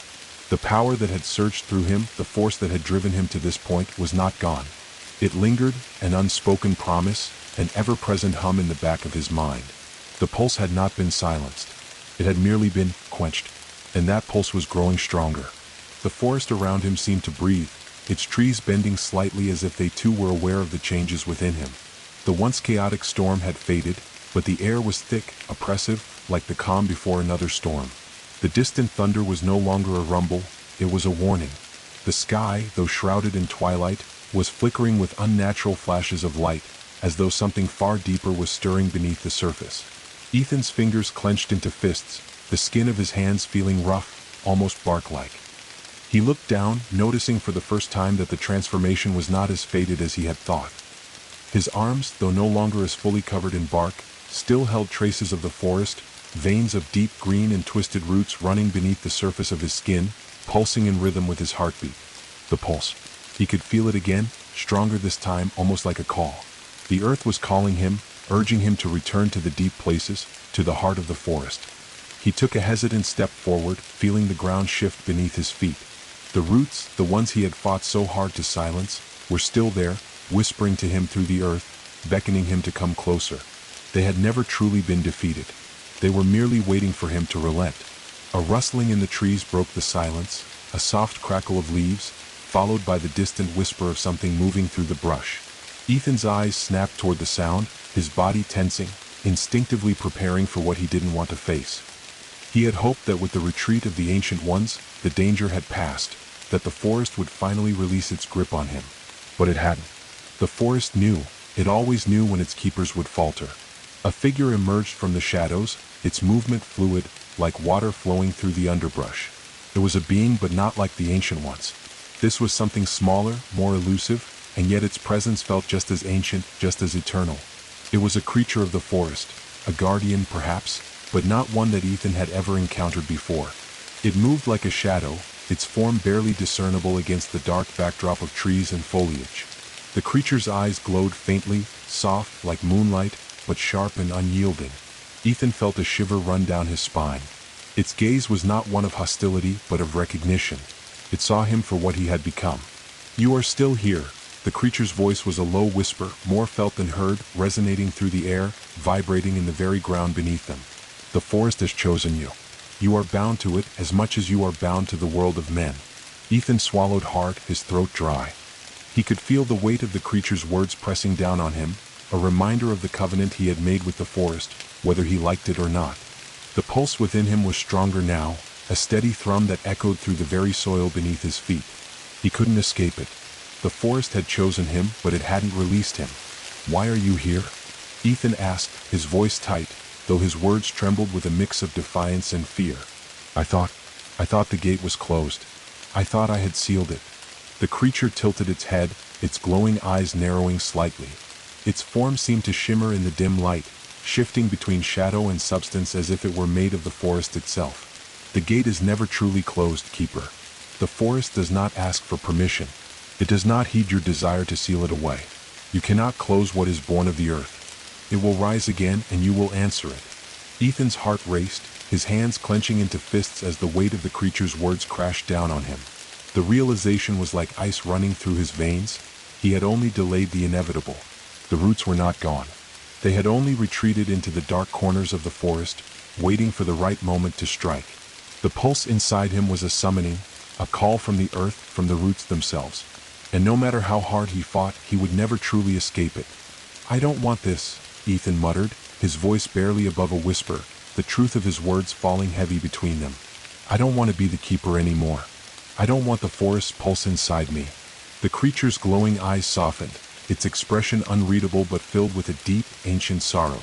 "You cannot change what you are now, Ethan. You are the heart of the forest as much as it is the heart of you. The world above has forgotten its place. The roots are always growing, always searching. They will rise again, and when they do, you will be the one to call them. You will guide them." The forest seemed to hold its breath. Ethan could hear the distant sound of rustling leaves, the gentle creak of the branches swaying in the wind. The pulse in his chest, once so distant, was now undeniable. It was no longer a force he could ignore, nor a power he could keep locked away. The forest's call was relentless. It was always there, always waiting for him to respond. I can't do it again, Ethan breathed, his voice cracking with the weight of his own fears. I won't be its servant. I won't lead the roots to the world above. The creature's form shimmered, a deep sigh reverberating through the air. You are not its servant, Ethan, but you are bound to it. The forest calls and you must answer. You are its keeper, its heartbeat. You cannot escape what has already been set in motion, but you can choose how it will end, how it will begin. The creature's form began to fade, its body dissolving into the shadows of the forest, leaving only its voice behind, lingering in the air like the final note of a haunting song. The roots will rise again. They always do. But you, Ethan, you can decide whether they will consume the world or whether you will let it fall into darkness. The forest seemed to close in around him, the trees casting long shadows, their branches twisting like reaching fingers, the air thick with the pulse of ancient power. Ethan stood there, the weight of his responsibility pressing down on him, the echo of the creature's words resonating in his mind. The forest had not abandoned him. It was waiting, and so was he. But now he had a choice. The roots would rise again, yes, but this time he would decide their path. The forest was a living, breathing entity, its pulse a steady drumbeat beneath the earth, beneath Ethan's very skin. It was a force so old, so primordial, it was almost beyond comprehension. He could feel it, its weight pressing on him, its hunger gnawing at his bones. The ancient ones had receded, but their influence still lingered like a shadow, like a whisper in the back of his mind. And now, the creature's words echoed in his thoughts, a constant reminder of the truth he had been trying to escape. You cannot escape what has already been set in motion. Ethan clenched his fists, his knuckles white. He was the keeper of the cycle, the one who held the power to guide the roots. But it wasn't just the power that burdened him, it was the choice. The forest had chosen him, but now, it demanded something from him. And as much as he wanted to turn away, to forget about the roots, to ignore the pulse that called to him, he couldn't. He was bound to it just as the earth was bound to the sky. The forest was in his blood, and he could never truly escape it. But there was still hope. The creature had said he could choose. And that was the one thing that kept Ethan standing. His will, his determination to shape the path the forest would take. I won't let the roots consume the world, he muttered to himself, the words coming out more as a promise than a statement. I'll stop it. I'll find a way. The forest around him seemed to respond to his words, the trees swaying slightly as if they had heard him, as if they were waiting for him to make a move. The pulse within him hummed louder, stronger, but it was no longer a call for destruction. It was a challenge for him to rise above the forest's pull, to defy its will, to make his own destiny. For a moment, Ethan closed his eyes, letting the quiet of the forest settle around him. The air was thick, heavy with the smell of damp earth and the scent of pine. The wind whispered through the branches, but there was no real breeze, only the ghost of a movement. The forest was waiting, its breath held in suspense, as if it too was unsure of what would happen next. He could feel the roots beneath him, deep in the earth, shifting ever so slightly. They were restless, stirring as if they could sense his resolve, but they hadn't yet awakened. Ethan knew that if he didn't act now, they would rise again. And the moment they did, the cycle would begin anew. The path before him was unclear, but there was one thing he knew for certain. He would not let the roots rise unchallenged. He would not let them consume the world. With a deep breath, Ethan took a step forward, his feet heavy against the earth. The ground seemed to pulse with his every movement, as if it were alive, as if it were listening to him. The forest, too, seemed to shift, the trees bending ever so slightly, their roots reaching out toward him. It was as though they were testing him, gauging his strength, waiting for him to fall into their grasp.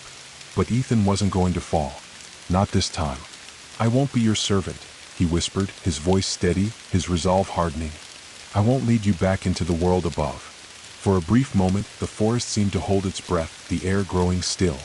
And then, with a sudden crack, the ground beneath his feet split open. Ethan's eyes snapped to the earth, and he could feel it. Deep beneath him, something was waking. Something that had lain dormant for too long. The pulse inside him flared, a sharp pain in his chest. The roots, sensing his defiance, were rising.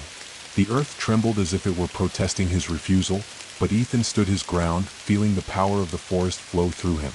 It was a power he could no longer deny. He had it within him, whether he liked it or not. You can't stop us. The whisper came, not from one of the ancient ones, but from the roots themselves. It was a voice that seemed to come from everywhere and nowhere at once. The forest will always rise. The roots will always grow. You are a part of it now, Ethan. You are the heart of the earth. You cannot deny it. Ethan's fists clenched tighter, his breath coming in ragged gasps. The roots were rising, twisting upward from the depths of the earth, reaching for the surface, hungry for the world above. They were not just roots, they were tendrils of the earth itself, ancient and powerful, and they would not be stopped. Not without a fight. But Ethan had learned something in the depths of the forest, something that no one, not even the ancient ones, had expected. He had learned to control the pulse, the power within him. He was no longer a servant to it. He could shape it. He could bend it to his will. The roots paused as if sensing the change within him.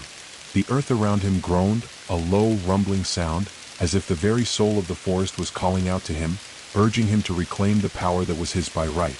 And for the first time since the roots had claimed him, Ethan felt something new, a sense of purpose. He was the keeper, yes, but he was more than that.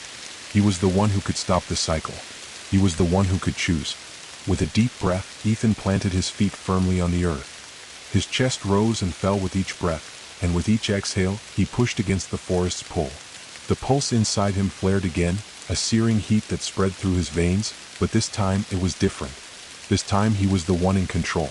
The roots, now surging upward with renewed force, recoiled as his power pushed back against them. The ground shook violently, the trees bending under the strain, their roots breaking through the surface. But Ethan held his ground, his voice rising above the chaos. "I won't let you take it," he shouted, the words feeling like a declaration, a vow. "I will stop you. I will stop the roots." The ground beneath him trembled again, the pulse within him beating like a second heart. The roots twisted and writhed as if fighting against his command, but they were weaker now. He could feel it.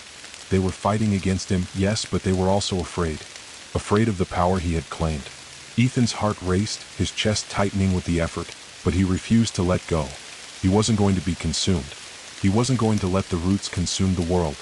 The forest would not rise again. With a final guttural cry, Ethan reached deep into the earth, pulling with all his strength. The pulse within him flared one last time, and the roots, those ancient dark tendrils, stopped their advance. For a moment there was silence. Complete and utter stillness. The ground stopped shaking. The trees stopped groaning. The pulse inside Ethan's chest, though still present, had quieted. The roots had halted. But Ethan knew that this victory was not the end. The forest would rise again. It always did. And when it did, he would be ready. But for now the earth was still. And for the first time in his life, Ethan felt the weight of the world's breath, steady, calm, and waiting. The stillness around Ethan was overwhelming, pressing down on him like a thick fog, suffocating yet oddly comforting. The roots, those ancient, twisting tendrils that had once reached hungrily for the surface, were now still. Their pulse had stilled, retreating into the depths of the earth as if cowed by the very force he had wielded. But Ethan knew better than to think this was over. The pulse still beat in his chest, faint but persistent, a reminder that the forest's hunger would never truly be satisfied. The roots were dormant for now, but only for now. The trees stood silent, their gnarled branches swaying slightly in the windless air. The dark canopy above seemed to close in, thickening the gloom, making the air heavy and humid, as though the world were holding its breath. The wind had stopped, and the forest had fallen into an eerie quiet. No sounds of animals, no rustling of leaves, no murmur of the wind, only the deep, almost imperceptible hum of the earth beneath him. It was the kind of silence that felt pregnant with anticipation, as if the world were waiting for something, though Ethan could not say what. He stood motionless, his pulse still echoing inside him, the remnants of the forest's power woven into the very fibers of his being. The bark-like texture on his skin had faded for the most part, but there were traces of it still, creeping along his forearms, pulsing faintly, like a quiet reminder of what he was, of what he had become. His hands shook slightly, and his breath came in shallow gasps, not from exhaustion, but from the weight of what he had just done, and from the knowledge that it might not be enough. This is not the end. The words from the creature echoed in his mind once more, its voice lingering like the fading echo of a dream. You have only pushed it back. The forest is eternal. The roots will rise again. Ethan's chest tightened as he tried to push the thought away, tried to convince himself that what he had done was enough, that he had bought the world time. But deep within he knew the truth. The forest was eternal, and as long as he drew breath, he would never be free of it. It was part of him now, as much a part of him as the air he breathed. The trees around him creaked and groaned, their massive trunks shuddering as though in warning. A low murmur rose from the ground, so faint at first that it might have been the rustling of leaves or the wind stirring in the branches, but Ethan knew it for what it was.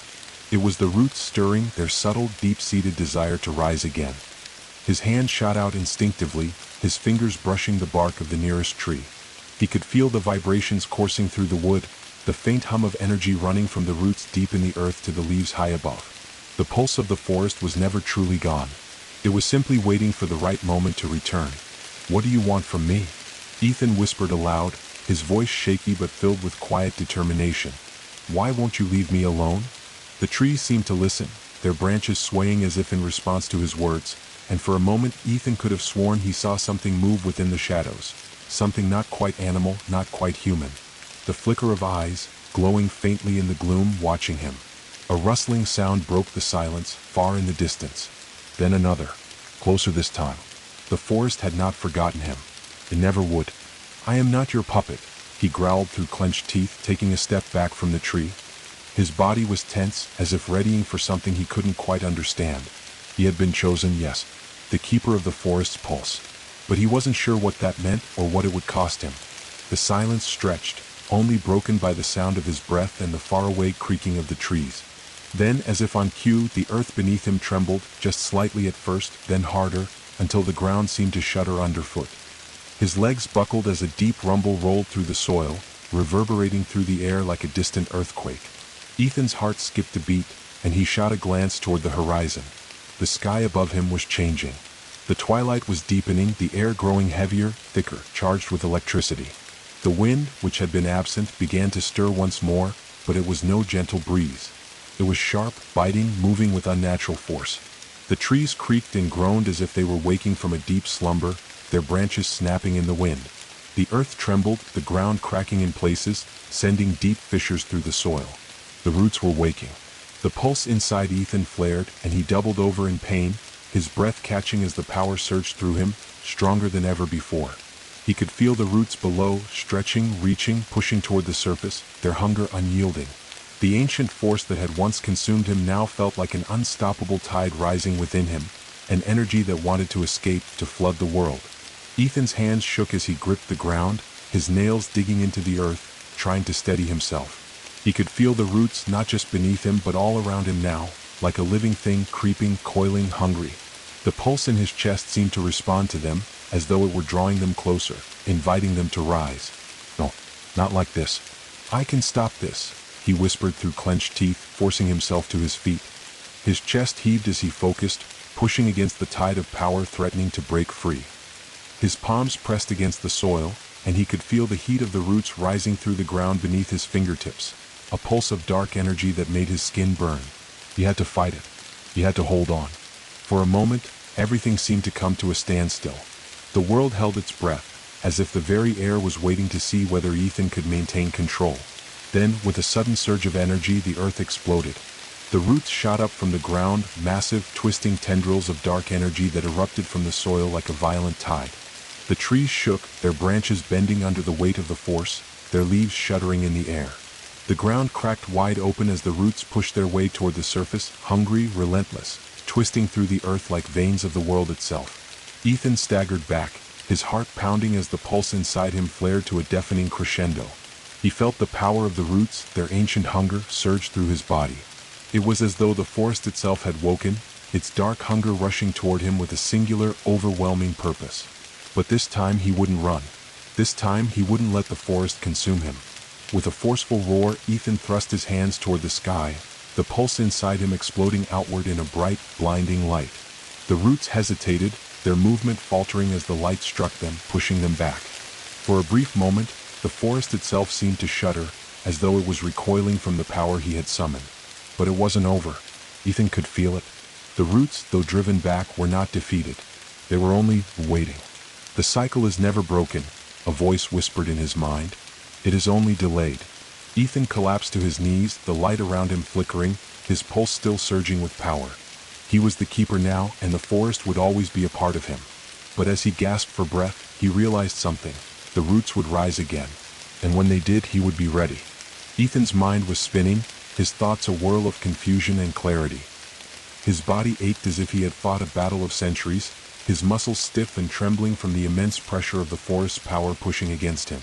The air around him hummed with the residual energy of what had just transpired, the pulse of the earth still thrumming within him, vibrating deep in his bones, as though the world itself was alive and unwilling to let him go. He sat there on the ground, his hands gripping the earth, breathing heavily as the forest settled around him. The massive tendrils of the roots had retreated, for now, slinking back into the depths, leaving only a broken and cracked landscape behind. The trees groaned and creaked, their branches reaching toward the sky as if reaching for the very stars, but for the moment the storm had passed. But Ethan knew better. It was only a brief lull, a temporary quiet. The forest was patient. It always had been. The faint whisper of the ancient ones echoed in the back of his mind, a constant reminder of what was at stake. The cycle is never broken. It is only delayed. The words clung to him like a shadow, pressing down on him, suffocating him in their meaning. The roots had retreated, yes, but they were only dormant. The pulse within him, the power that had surged through his veins, was not something that could be silenced. He could feel it. He could hear it, the beating of the earth's heart beneath his skin, pulsing, ever-present, relentless. The forest had not been defeated. It had merely been paused. He had made a choice. He had pushed the forest back, he had delayed the roots' rise, but the moment would come again. The gate, though it had closed for now, would one day open once more, and when it did, the forest would be waiting. Ethan pushed himself to his feet, his legs shaking, his head spinning. The pain in his chest, the pulse of the earth's power, was nearly overwhelming, but he fought to steady himself. His gaze fell on the horizon, where the first light of dawn was beginning to break through the dark canopy.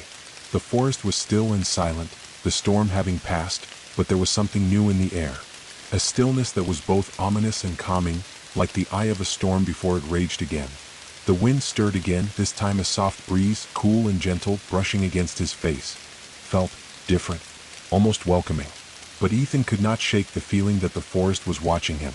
The trees, the roots, the very earth itself, they were watching, waiting. They had always been there, in the shadows, in the deep places where the light had not reached. And they would return. Of that he was certain. As his gaze wandered over the broken earth around him, Ethan noticed something strange. The cracks in the ground, the deep fissures that had formed when the roots had erupted from the earth, were closing. Slowly, as though the earth itself was healing, mending, knitting itself back together. The ground was shifting, the cracks disappearing as if they had never been. It was not just the physical wounds of the forest healing. Ethan could feel the roots, deep beneath the surface, stirring once more. The earth had not forgotten. The forest had not forgotten. And in the distance, a distant rumbling grew louder, like thunder rolling across the sky. A warning. Ethan's chest tightened, his heart racing. The cycle was not over. The forest was not finished with him. You cannot escape. The voice echoed again, the whisper of the roots themselves crawling through his thoughts, burrowing into the very core of his mind. You are the keeper now. The pulse is in you.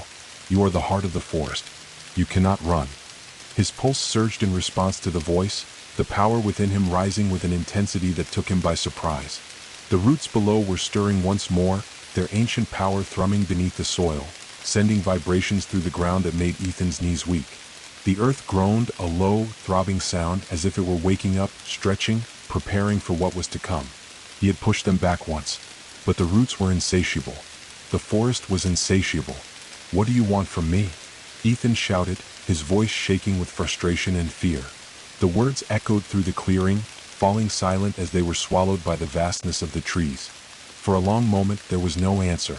The wind died down again, the silence stretching on, thick and heavy. And then, faintly from deep within the forest, he heard it.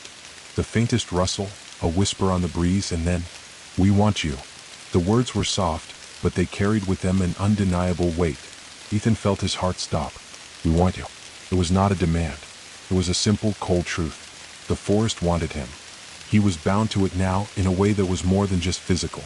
He was part of it. His mind reeled as the truth of that statement settled over him. The forest had always called to him. The roots had always been there, whispering, waiting for him to answer. He had been chosen to be the keeper, but he had never fully understood what that meant until now. He had thought that by fighting the roots, by pushing them back, he could free himself from their influence. But it was a lie. The forest was him, and he was it. The pulse, the power, it flowed through his veins, it beat with his heart. And as much as he wanted to deny it, he knew deep down that he would never be free. The roots would rise again, and when they did, it would be his choice to let them. He had been chosen to be the keeper, But what did that mean for him? What did that mean for the world above? The distant rumbling of the earth grew louder, shaking the trees, shaking the ground beneath him. The roots were rising again, faster this time, more forceful. The gate had not been closed. It had simply been delayed. Ethan staggered back, his mind a whirlwind of thoughts. He had made a choice once. He had pushed the roots back, delayed the forest's hunger. But what would he do now? The wind picked up again, whipping through the trees, and Ethan could feel it, a pressure building in the air, a force beyond his control. The pulse inside him flared again, stronger this time, almost overwhelming in its intensity. The forest had not forgotten. It was calling to him. And this time Ethan wasn't sure if he could resist. The roots were rising. The forest was waking. And the choice would be his. Would he answer? Would he guide the roots back into the world above, or would he fight them once more? There was no turning back now. The cycle was inevitable. The forest was calling. Ethan's mind reeled, the question echoing in his chest louder than the rumble of the earth beneath his feet. The forest's call, its hunger, its pulse, it was undeniable. It thrummed through him, connecting him to the very heart of the earth, a force that was both ancient and new, both terrifying and mesmerizing. The roots, stretching deep into the soil, were alive with purpose, and they were waiting for him. He could feel them not just as a distant hum beneath the surface of the earth, but as a living, breathing thing. A presence that wrapped itself around his thoughts, coiling around his very being. The forest was awake again. It had not been defeated. It had merely slumbered for a time, and now it was stirring once more. The trees groaned as the roots beneath them stretched and writhed, twisting through the earth with an urgency that sent shivers down Ethan's spine. The forest was waking up. Its hunger was returning. The power that had flowed through him before, the force he had tried to resist, was now surging again. But this time it felt different. It was no longer a force he could ignore. It was no longer just the pulse of the earth. It was his pulse. Ethan's breath hitched as he looked at the horizon, the sky growing darker, clouds gathering in thick, suffocating layers. The wind howled through the trees, the branches shaking violently as though the forest was preparing for something grand and terrifying. The rumbling beneath his feet grew louder, a tremor that spread from the earth into the air, making the very ground beneath him feel as though it were about to give way. The forest was pushing back, reaching for him, and with every beat of his heart, he felt it draw closer, pulling him in. He was not just the keeper of the roots, of the cycle. He was the forest's heart now, and that heart was pulsing with a power he could no longer deny. For a moment, he closed his eyes, trying to block out the overwhelming presence of the forest, the pressure building in his chest. The trees whispered, the wind carried voices through the branches, and the earth itself seemed to breathe with him, syncing with his heartbeat. He could hear the roots calling to him, hear the ancient one's low growl rising from the depths. "You cannot run, Ethan," they whispered. "The forest is in you and you are in it. There is no escape. You are the keeper. The pulse is yours to command." His hands clenched into fists, his nails digging into his palms, the pain grounding him in the reality of what he had become. The keeper. The one who could guide the roots. The one who could awaken the forest or silence it. "I don't want this," he muttered, the words barely audible, as though speaking them aloud could make them true. "I don't want to be the one to guide you. I don't want to be your puppet." But deep down, he knew that he had already chosen. The forest's power was not just something that had been forced upon him, it had always been a part of him. The pulse, the roots, the power of the earth, they were in his blood and his soul. He had fought it, tried to shut it out, but it was a part of him now, and he would never be free. The winds howled around him, bending the trees in strange, unnatural angles, their branches creaking like bones in the night. The clouds above had darkened into an oppressive black mass, swirling as though a storm were about to break, an unnatural storm, one that was part of the forest's will. The rumbling from the earth grew louder, closer. The roots were rising. But Ethan was not without power. He could feel the pulse within him, surging, answering the forest's call. It was no longer a threat to him. It was a part of him. And if he could learn to control it, to shape it, he could stop the cycle, delay it once more. He could push back against the forest's hunger, keep the roots buried, if only for a time. His breath slowed as he focused, closing his eyes and reaching deep within himself. He could feel the roots beneath the earth, pulsing in rhythm with his heartbeat, but this time he did not resist them. Instead, he reached down into the soil, feeling the tremors of the forest deep in the earth's heart, like a second pulse beneath his skin. "I am the keeper," he whispered to the forest, to the roots, to the earth itself. "I can guide you. I can keep you at bay." For a moment, the ground trembled again, as if testing him, as if waiting to see if his words were true. Then the pulse within him grew, rising like a tide, filling him with power. He felt the roots respond, pushing against the soil, reaching for the surface. But Ethan focused, his breath steady, his mind clear. He was the keeper. The forest's pulse was his to command. Slowly the roots began to recede. The ground beneath him still trembled, but this time the tremor was not a threat. It was the pulse of the earth, flowing beneath him, ebbing and flowing in time with his heartbeat. The trees above him groaned, their branches swaying, but the roots, those ancient, hungry roots, pulled back, retreating into the depths, their power waning under Ethan's control. The storm above them raged, lightning flashing in the sky, thunder cracking like the very heavens themselves were torn apart. But below, in the depths of the earth, the roots had quieted. The pulse had quieted. The forest was still for now. Ethan stood in the eye of the storm, his body trembling from the effort, his hands still clenched into fists. The forest had been forced back, but it had not been defeated. The roots would return. They always did. But for now the cycle had been delayed. His breath was ragged, his chest rising and falling with the weight of his exertion. But as he stood there, the storm raging above and the earth trembling beneath, he realized the truth. The forest would always be a part of him. The pulse would always beat within his chest. And one day, when the roots rose again, he would have to decide once more whether to guide them or stop them. But for now, he had won a brief victory. And that was enough. For now. But the question remained, how long could he keep the cycle at bay? How long could he deny the forest's hunger before it consumed him, and the world above? The storm continued to rage above him, its fury a reflection of the turmoil that churned inside Ethan's chest. The trees were shaking violently, their trunks creaking with the force of the wind. The sky had turned black, swirling like the maw of some great beast, but beneath him, beneath the surface of the earth, the roots had stilled. For now. He stood at the center of it all, his hands still clenched into fists, his breath heavy and uneven. The pulse within him was a constant, a thrum that he could feel with every heartbeat, every breath. It was his heartbeat now. The forest's pulse had become his own. And though he had managed to push the roots back, to quiet the hunger, he knew it was only a matter of time before they would rise again. The cycle had not been broken. It had only been delayed. Ethan's heart pounded in his chest, the sound a deafening roar in his ears. The storm above him seemed to mirror his inner chaos, the wind howling through the trees, tearing at the earth, but the roots below, those ancient, insatiable tendrils, had quieted. The earth had listened to him. The forest had listened to him. For now he had control. For now he was the keeper. But even as the storm raged, there was a sense of something deeper, something other beneath it all, a stillness that lay just beneath the surface of the chaos. The storm was not just a natural occurrence. It was a manifestation of the forest's power, its will. And no matter how hard he fought it, no matter how much control he had, the forest would always call to him. "You cannot fight the pulse forever," the voice whispered again, deep in his mind. It was the ancient voice, the voice of the forest, the voice that had spoken to him from the beginning. The roots are eternal. You cannot stop them. You cannot stop the forest. Ethan flinched, his body trembling at the sound of the words. The voice was not hostile. It was not demanding. It was simply truth. The forest had always been. It would always be. And Ethan was no more than a moment, a heartbeat, in the vastness of eternity. "I am not your servant," Ethan ground out, his voice hoarse, though he knew the words were futile. The forest had no need for a servant. It simply needed the pulse. It needed the heartbeat, the guide. It needed him. The wind picked up again, tearing through the trees with a deafening howl. The sky cracked with thunder, the air thick with the promise of something more. But the roots, they were silent now, their hunger momentarily sated, as if they had receded into the deep places of the earth to wait for the right moment to return. And so Ethan waited too. He was no stranger to the cycles of the forest.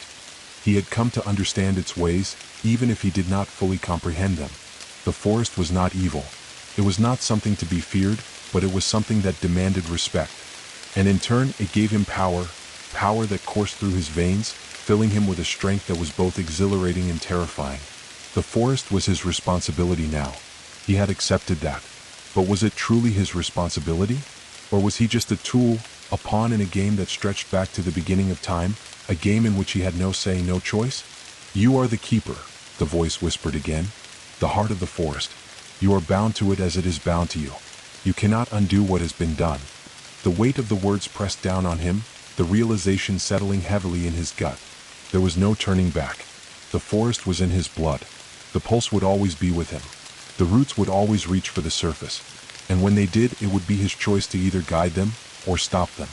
He could feel the pulse now, beating steadily in his chest, a constant reminder of his role, his place in the grand, eternal cycle. But no matter how much power he had, no matter how much control he exerted over the roots, the forest would always rise again. It would never stay dormant forever. The roots were eternal, and Ethan was bound to them. And the moment would come when he would have to make the choice again, to push back the forest or to let it reclaim the world above. The wind howled around him, the trees groaning and creaking under the pressure, but Ethan stood firm. He was not the same man who had walked into this forest all those days ago. He was the keeper now. The pulse was his to command, and he would not let it consume him. At least not yet. For a brief moment, Ethan allowed himself to close his eyes and simply be. To feel the forest, to listen to the earth, to sense the pulse that flowed through him. It was both overwhelming and comforting, this connection, this bond. He was a part of the forest now. He would always be a part of it. And then, as if in answer to his thoughts, the ground beneath him trembled once more, the earth rumbling with a deep, primal force. The roots, which had been so still, so quiet, stirred again. They were rising. Ethan's heart raced, the pulse inside him responding to the movement of the earth, rising, surging like an unstoppable wave. He could feel the roots stretching, reaching for the surface just as they had before. The forest was waking up again. But this time he was not afraid. He had fought the forest before. He had delayed the roots. And he would do it again if he had to. The power was his. The choice was his. "You cannot stop what is eternal," the voice whispered as if it knew what he was thinking. "But you can shape it. You can guide it. The forest is yours to command." Ethan opened his eyes, the wind howling around him, the storm above still raging. But beneath the earth, beneath his feet, the roots were stirring. They were reaching for the surface, hungry, relentless, as they always had been. He could feel them now, their ancient hunger rising, calling to him, urging him to answer. And with that feeling, a new understanding settled over him. He was not just the keeper of the forest's pulse. He was a part of it. He could not escape it.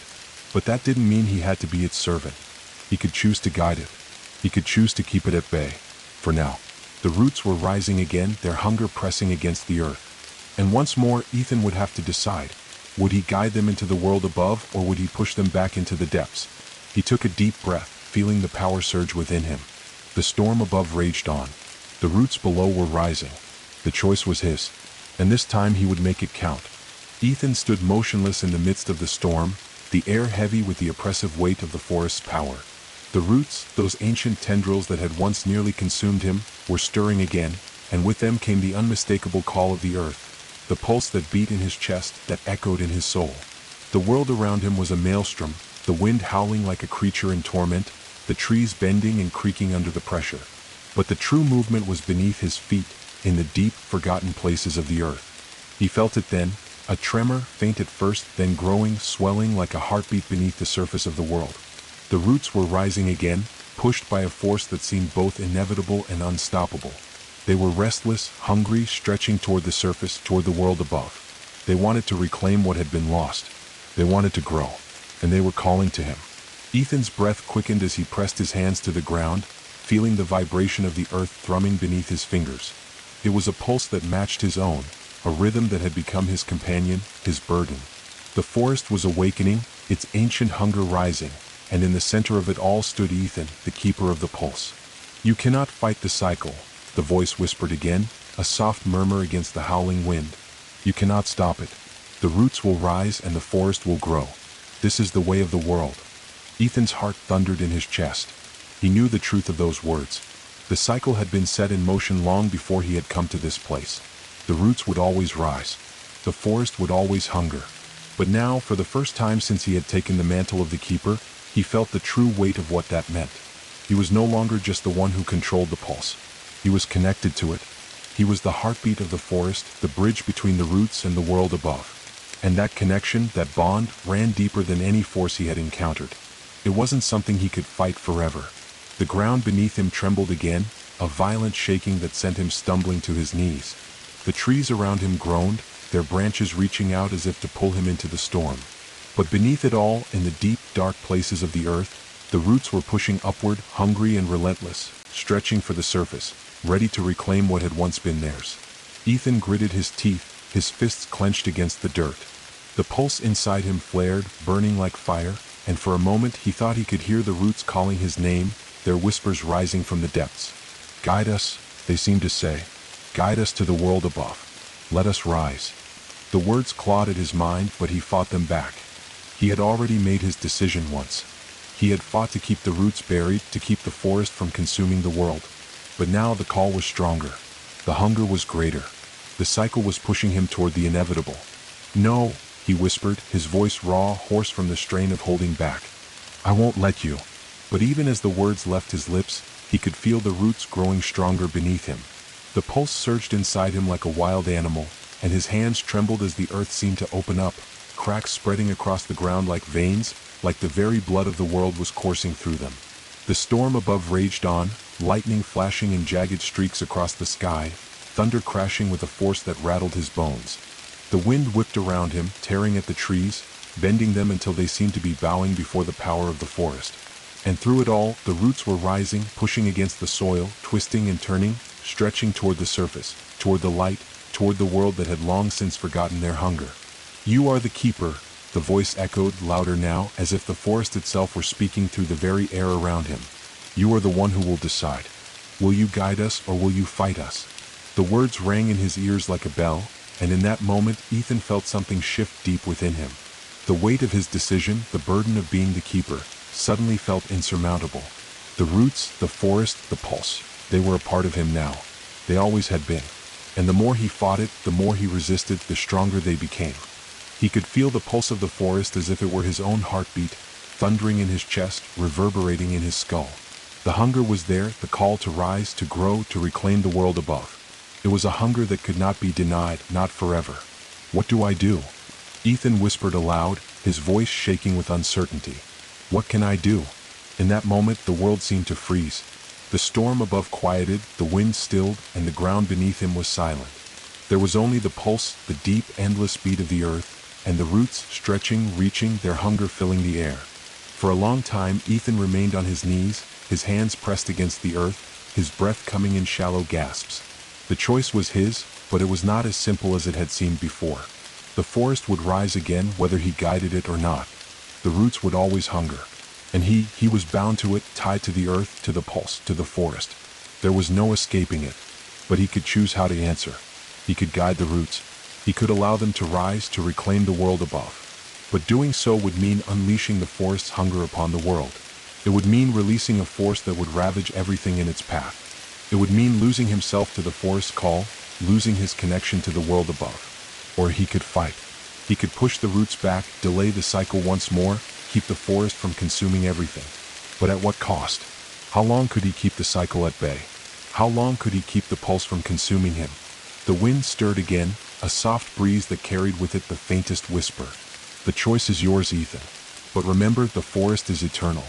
You are the keeper, and the keeper's role is to guide, not to fight."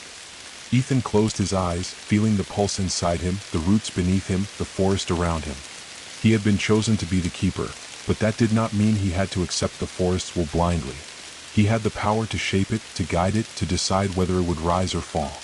For a long time he stayed there, kneeling in the center of the storm, the earth trembling beneath him, the roots reaching for the surface. The pulse thudded in his chest, each beat a reminder of the choice before him. And in that moment Ethan made his decision. He could not let the forest rise again, not yet. Not until he understood it more, not until he knew how to control it fully. He wasn't ready to let go. With a deep breath, Ethan rose to his feet, his body shaking with the effort, his chest heaving as the pulse inside him surged. The roots were still rising, but he could feel the force of his will pushing against them, forcing them back into the earth. The storm raged on, but for now the roots had been subdued. For now the cycle had been delayed. And as Ethan stood there, feeling the pulse of the forest in his blood, he knew one thing for certain. The forest would never stop calling. And one day the keeper would have to answer. The wind howled through the trees, their gnarled branches bending like twisted arms, clawing at the sky. The storm above raged with a ferocity that matched the turmoil in Ethan's chest. The air was thick, heavy, charged with an unnatural energy as the roots beneath the earth stretched and wriggled, like serpents awakening from their long slumber. The ground trembled with the force of their hunger, the earth beneath Ethan's feet pulsating with the relentless pull of the forest. He stood, his body trembling, the weight of the pulse inside him nearly unbearable. His hands still burned where they had touched the earth, the connection between himself and the forest now irrevocable. The pulse, once distant and faint, was now a constant presence in his mind, in his soul. It was him and he was it. The forest and the roots were no longer just something he could control, they were a part of him, as natural as his breath, as essential as his heartbeat. But with that power came an unbearable pressure. Ethan's mind raced. He had made his decision to delay the rise of the roots, to push them back into the depths of the earth. But the cost of that decision was beginning to weigh on him. The longer he fought, the more the forest would push back, and the deeper he would be bound to it. He could already feel the roots beneath the soil, stretching like fingers, curling around his very thoughts, whispering to him in low, distant voices. "You cannot stop the cycle," they whispered, their voices like the rustling of dry leaves in the wind. "You are the keeper now. You cannot fight us forever. The pulse will rise. We will rise." The words echoed in his mind, clawing at his sanity, at his resolve. He knew the truth of them. The forest was eternal, its hunger insatiable. And no matter how much he delayed it, no matter how much he fought, the roots would return. The cycle could not be broken. Not permanently. But could it be delayed forever? Ethan felt a sudden, sharp pain in his chest, as if the pulse within him had quickened, racing faster than his heart could keep up. He gasped for breath, his fingers curling into the dirt beneath him, trying to steady himself. The pain intensified, a deep, gnawing ache that spread through his ribs, his limbs, and into his very soul. The pulse was alive, and it was angry. The forest was angry. His mind flashed to the times before, to the moments when he had felt the forest's influence stretching out across him, pushing at him, tugging him toward something, toward its will. The forest did not care for him. It did not care for the world above.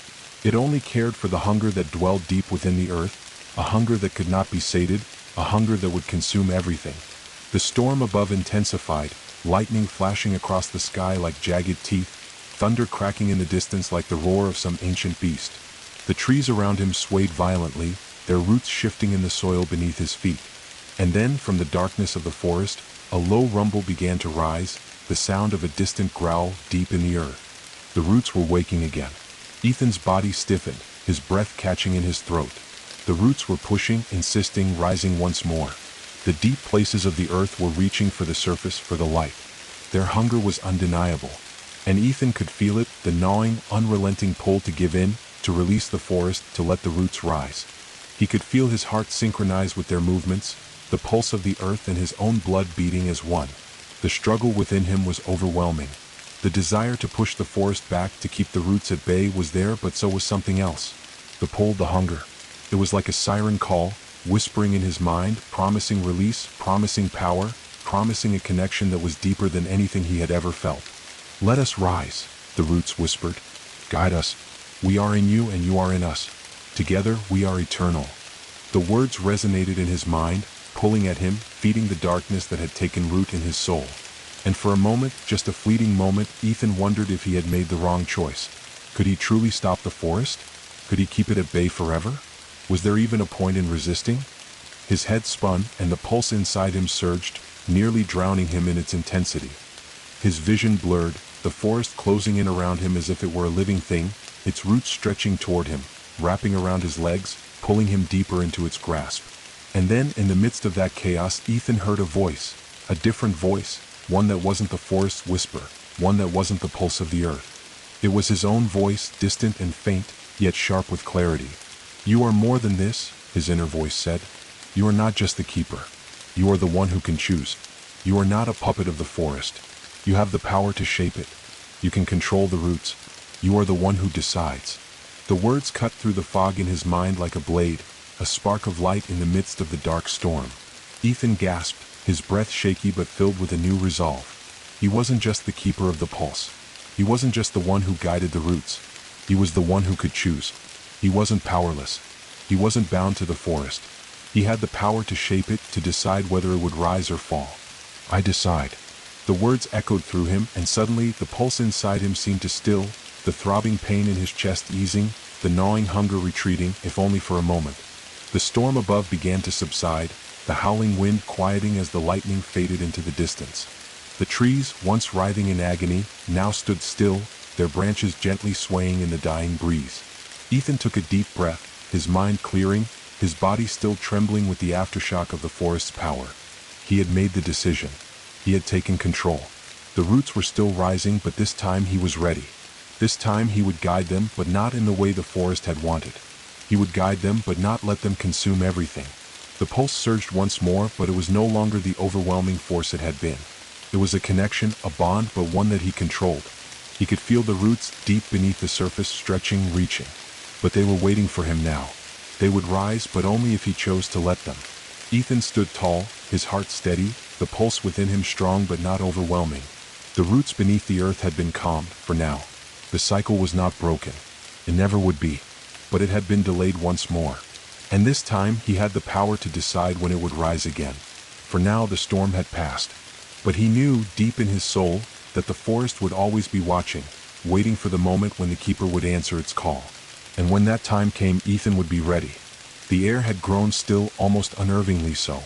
The storm above had begun to fade, the wind losing its ferocity, the thunder rolling away into the distance, leaving only the faintest hum of tension in the atmosphere.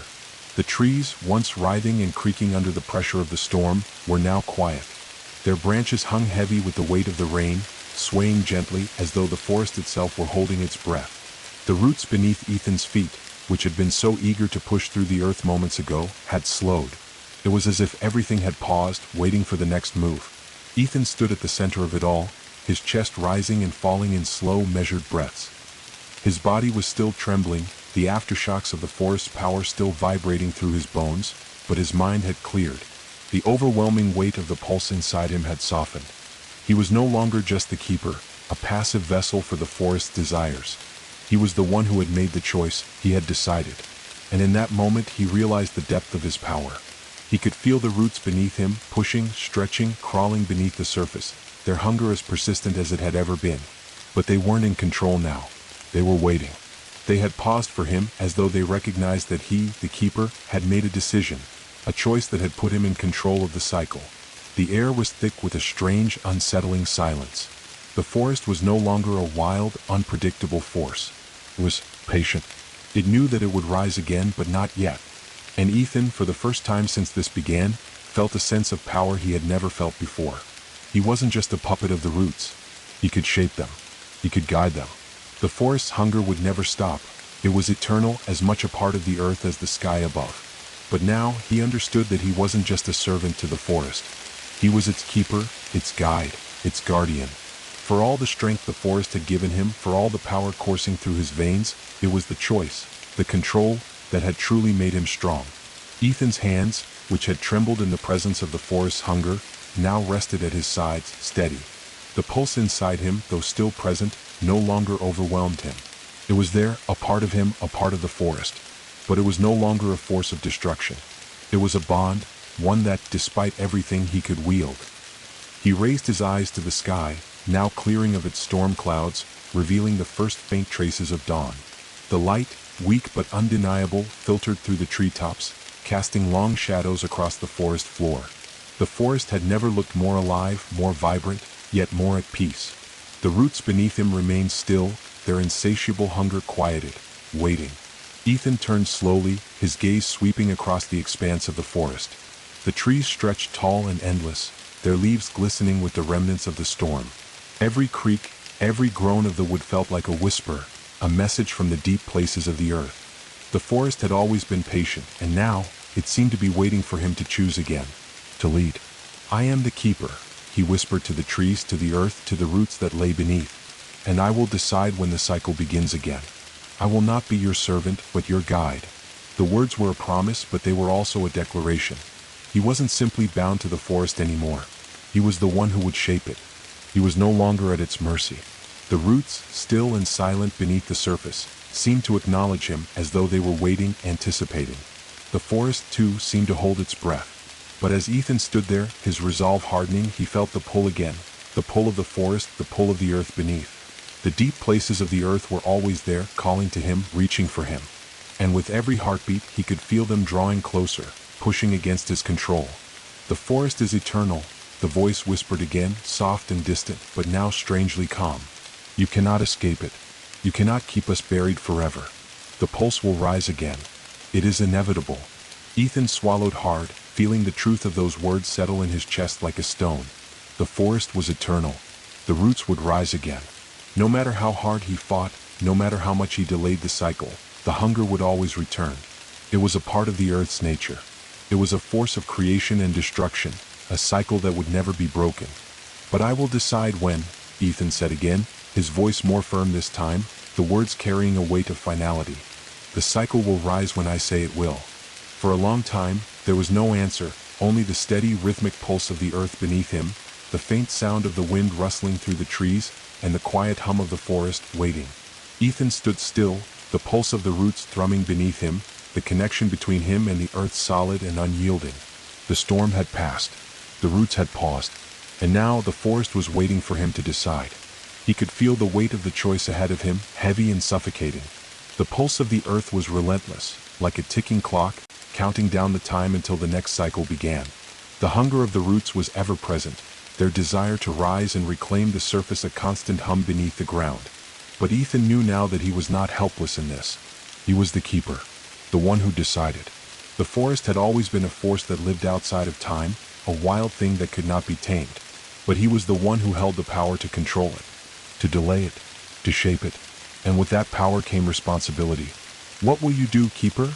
the voice whispered again, its tone strangely soft, almost like a plea. "When the roots rise again, will you guide them? Or will you fight them?"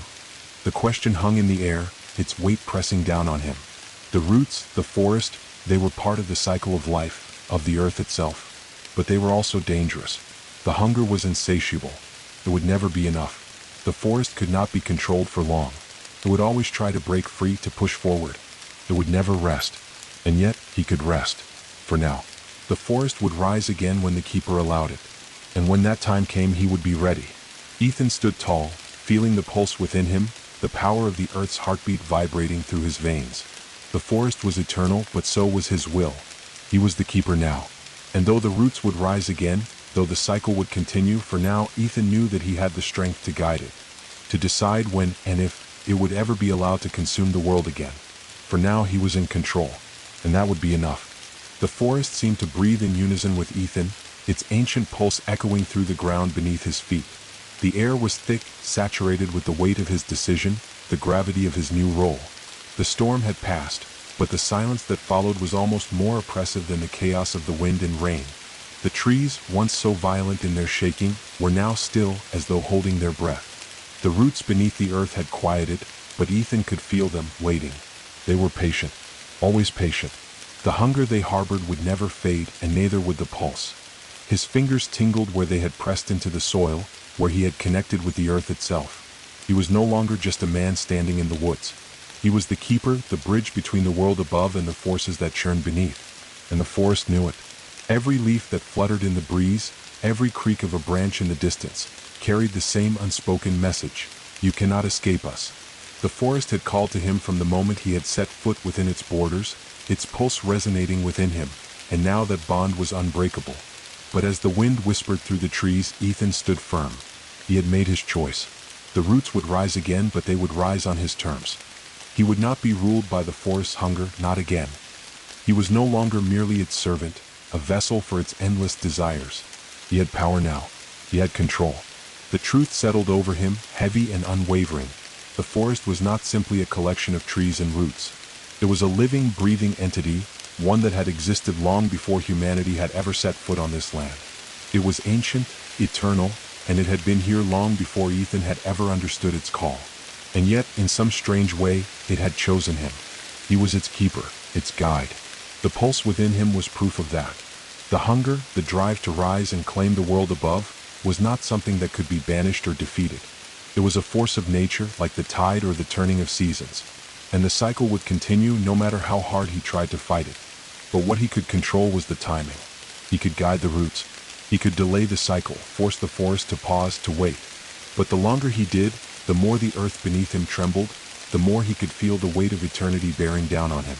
The roots would rise. They would always rise. And every time they did, they would be stronger. And each time it would be harder to hold them back. Ethan swallowed, the thought of the weight of that power almost too much to bear. The pulse inside him was a constant reminder. It was not just the pulse of the earth, it was his pulse entwined with the roots, with the hunger. And the longer it remained still, the harder it would be to keep it from consuming him. The forest would always be waiting, always calling. "You are the keeper now," the voice spoke again, softer than before, but its words still carried the same weight. "The forest will rise again, but it will rise on your terms. And when it does, you will have to decide once more. Will you guide us or will you fight us?" The voice was not threatening, not demanding. It was simply truth. The forest would always need him. He would always be its guide. The hunger of the roots would always call to him, would always press against his chest, like an ache that could never be soothed. It was a bond that would never break, no matter how hard he tried to ignore it. Ethan's body felt heavy, as though the forest itself had woven its roots into his very being. The ground beneath his feet seemed to pulse with life, every thrum of the earth a reminder of the power he now wielded. He could feel it in his bones. He had made his choice to control the roots, to delay the inevitable. But deep within him, something else stirred, something that he could not ignore no matter how hard he tried. He was not just the keeper of the pulse. He was a part of it. The forest had chosen him, but in return, it had also bound him to its will. Every moment he stood in its presence, every step he took in its midst, he was drawn deeper into its hunger. The longer he delayed, the more the roots would grow, would hunger, would press against the walls of the earth, demanding release. And he was the one who would have to answer. He knew the truth of the forest now. It wasn't just a wild thing, a chaotic force that sought to destroy. No, it was something far more ancient and complex than that. The forest was a part of the earth's cycle, a cycle of creation and destruction. The roots would always reach for the light, always strive to reclaim the world above, but they were not just driven by hunger. They were driven by purpose, a purpose that Ethan had come to understand, though he could not fully grasp its scope. The forest was a guardian of balance, a keeper of life and death. And though the hunger of the roots could be destructive, it was also necessary. The cycle of life required it. The forest needed to rise, to reclaim what had been lost in order to renew the world. It was a process that had been set in motion long before Ethan had ever understood its meaning. But that did not mean it had to happen now. Not yet. The choice was still his for a time. He could still decide when the cycle would resume. He could guide the forest, allow the roots to rise when the time was right, when the world was ready. But every decision he made, every delay he chose, would have its consequences. The roots would grow stronger with each cycle. The forest would grow hungrier. And there would come a day when he would not be able to hold them back. Ethan took a slow, steadying breath. The weight of eternity hung over him, pressing against his chest, suffocating him with its pressure. The roots were still there, waiting beneath him. The forest was waiting. The pulse was waiting. But for now he was the keeper. And he would not let the hunger consume him, not yet. He had the power to guide the cycle, to hold the roots back, if only for a little longer. And in that brief, fleeting moment, that spark of control, Ethan found peace in the chaos. He would not let the forest claim everything just yet. The roots would rise when he chose, when he was ready. But for now the forest was still. The hunger was quieted. And Ethan could feel the weight of that decision settle over him like a mantle. The keeper had spoken, and the forest would listen for now. The wind had all but disappeared, and the trees, once so restless, stood motionless as the silence stretched out like a thick, heavy blanket, wrapping the forest in an eerie calm. Ethan could feel the weight of it, the stillness pressing against him, but beneath the surface, there was a constant, barely perceptible thrum, the pulse. It was ever-present, constant, like the ticking of an ancient clock, its rhythm guiding the heartbeat of the earth. Ethan's fingers twitched at his sides. He could still feel the connection to the roots, the forest, the pulse that had become as much a part of him as his own breath. But the stillness was deceptive. Beneath that silence, there was a hunger, a deep, unrelenting hunger that would not be denied forever. The roots were still, but they were not gone. They were waiting, patient, ever watchful. And Ethan could feel that hunger like an ache in his bones. It was as though the forest itself was holding its breath, waiting for him to make his next move. The storm had passed, but the threat of it still loomed in the air like a promise. The cycle had been delayed, but not undone. The roots had been calmed, but they would rise again. And Ethan knew this. He knew that he was the keeper now, the one who would decide when the forest would reclaim its place. But with that power came a responsibility, a weight that was already beginning to feel crushing. The trees around him were silent, their branches heavy with the remnants of the storm, and the ground beneath his feet was damp, soft, a reminder of the rain that had soaked the earth to its core. But even as he stood there, the quiet settling over him like a shroud, he could feel the pulse, stronger now, more insistent. It was as though the forest was reaching out to him, its roots pushing against the earth, eager to break free. Ethan took a slow, steadying breath, his chest rising and falling in time with the pulse that had become his constant companion. The air was thick, the silence oppressive, but in the quiet, he could hear the whisper of the forest, its voice, deep and ancient, calling to him, pulling him into its depths. "You cannot hold us back forever, Keeper," the voice murmured, a soft, haunting whisper that seemed to come from all around him, from the very earth itself. "The pulse will rise again. The roots will claim what is theirs. You cannot stop it. Not for long." The words were a reminder of the truth Ethan had tried to ignore. The forest was eternal. The roots were inevitable. And no matter how hard he fought, no matter how much he delayed the cycle, it would return. It was only a matter of time. Ethan clenched his fists at his sides, the weight of the voice sinking into his mind. He had made the decision before. He had chosen to hold the roots back, to push the hunger into the depths. But with each passing moment, the cycle seemed more and more like a force that could not be resisted. The forest was alive, a living thing that could not be stopped, only guided. And yet, in that moment of stillness, Ethan felt a spark of something. Something deeper than the hunger, deeper than the pulse. It was a flicker of power, a sense of control that had been growing in him since he had first become the keeper. He was not just a servant of the forest. He was its guide, its protector. The question lingered in his mind, swirling like smoke in the still air. What kind of keeper would he be? Would he continue to fight, to delay the inevitable, pushing the roots back into the earth? Or would he embrace the cycle, allowing the forest to rise once again? The hunger of the roots, the pulse, would never be satisfied. It would always return. And yet Ethan knew that the forest was more than its hunger. It was a cycle of life and death, of creation and destruction, and it had existed long before he had come into its fold. "The choice is yours, Keeper," the voice whispered again, but this time it was softer, more patient, as though it understood the weight of the decision. "You are the one who decides. Will you guide us or will you fight us?" Ethan closed his eyes, letting the voice wash over him, the pull of the roots beneath the earth pressing against him, their hunger tugging at his soul. The pulse was louder now, vibrating in his chest, in his veins. But with it there was something else, something faint, something he had never noticed before. It was like a flicker of light in the darkness, a sense of purpose, deeper than the hunger, stronger than the roots. He opened his eyes, feeling the connection to the earth beneath him, the pulse that had become his own. He could feel it in every part of him, every beat of his heart. The forest was a part of him. The roots, the hunger, they were a part of him. And yet there was something more. Something that wasn't just about survival. It was about balance. The roots would rise again. They would hunger. But perhaps in that hunger there could be something more. Perhaps the forest didn't need to consume everything.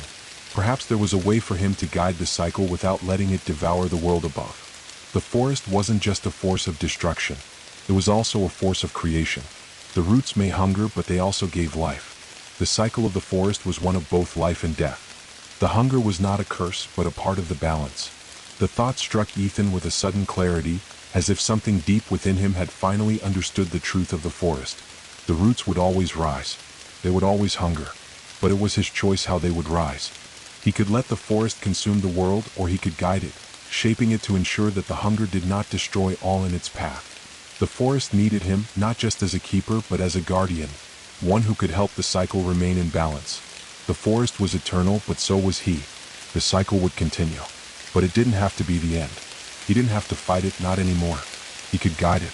And in guiding it, he would find his place within the cycle, as a part of something greater than himself. The thought steadied him, grounding him in the moment. The roots were still beneath him, still hungry, still waiting.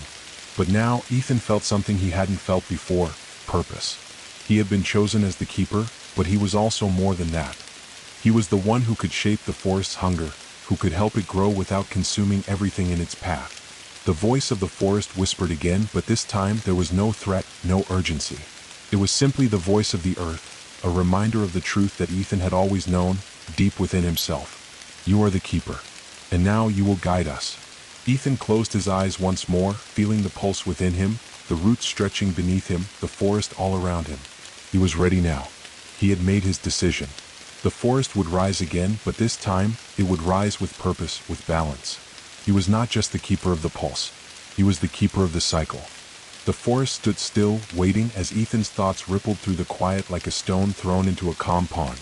The pulse within him, that thrum of the earth's heartbeat, echoed in his chest, each beat resonating deeper than ever before. He could feel the roots beneath the earth, still and patient, but they were not dormant. No, they were alive with the anticipation of what was to come. They were waiting for him, waiting for the keeper's next move. The silence stretched on, the forest seeming to hold its breath, as though it were watching Ethan, waiting for him to make the next decision. And in the stillness, he realized that it wasn't just the roots that were hungry, it was the forest itself. It wasn't only the deep, dark places of the earth that called to him. It was every living thing within the woods. The trees, the leaves, the stones, the animals, they were all a part of this cycle, this unbroken chain that tied everything together. The hunger was not just in the roots. It was in the forest as a whole. It was a force that sustained the land, that renewed it, and in that renewal there was destruction. Death was part of the process, but so was life. And in that realization, something deep within Ethan shifted. He had been fighting the hunger of the forest, trying to push it back, trying to delay the rise of the roots. But now he understood. It was not just a force to be fought. It was a force to be guided, nurtured, and shaped. The roots, the hunger, the pulse. It was all part of the eternal balance. And it was his responsibility as the keeper to ensure that balance remained. Ethan closed his eyes, feeling the pulse deep within him. It was stronger now, no longer just a faint thrum but a roaring river that filled his mind, his soul. The earth beneath his feet seemed to pulse with the rhythm of life itself. The roots were not just rising. They were reaching for him, drawing him into their depths, calling him to join them, to become one with them. "You cannot stop us," the voice whispered again, its tone no longer an accusation but a truth, calm and patient. "The roots will rise. The hunger will claim. This is the way of things." But Ethan no longer heard the voice with fear or resistance. He heard it with understanding, with a sense of peace that had eluded him before. The forest was not something to be conquered. It was something to be embraced. He opened his eyes, and for the first time, the forest didn't seem like a threat. It wasn't something that was trying to consume him. It was a part of him, a reflection of the world itself, full of life, death, and rebirth. The trees around him were silent witnesses to this truth, their towering forms standing as sentinels to the cycle that had been in motion long before he had ever set foot on this land. The hunger would rise again. The roots would push through the earth, their desire for the surface unyielding. But Ethan now understood that he could guide the cycle. He could allow the forest to rise, to consume, to renew, but in doing so he could ensure that it didn't ravage the world above. He could shape it, direct it, help it find its place in the grand scheme of things. And in that moment of clarity, Ethan felt the pulse strengthen within him. The bond between him and the forest, between him and the earth, became more than just a connection. It became a covenant, a promise that he would be the one to guide the cycle, to be its guardian. The forest was not just his burden to bear, it was his responsibility, his purpose. The air around him thickened with the weight of the decision.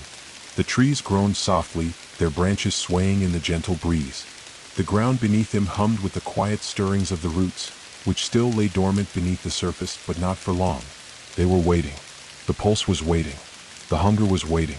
Ethan took a deep breath, steadying himself, feeling the rhythm of the earth course through him, the pulse syncing with his own heartbeat. He could feel the roots still deep beneath, but now they felt different.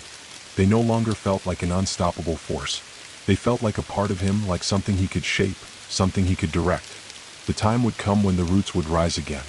But Ethan now understood that it wasn't about stopping them. It was about guiding them. It was about finding a way to balance the hunger with the life that would spring forth in its wake. The forest would consume, but it would also create. It would tear down, but it would also build. And Ethan would be the keeper of that balance. He took another step, feeling the weight of the earth beneath his feet, the pulse of the forest surging within him. The world seemed to hold its breath, waiting for him to move. But he no longer felt the pressure of the forest's hunger bearing down on him. He no longer felt the fear of the cycle consuming everything in its path. Now he felt its potential. He could feel the roots beneath him, shifting, stretching. They were reaching for him, calling to him. But instead of feeling the dread that had once accompanied their call, Ethan felt a sense of power. He was not the forest's victim. He was its keeper, its guide. And with that power he could shape the roots. He could shape the hunger.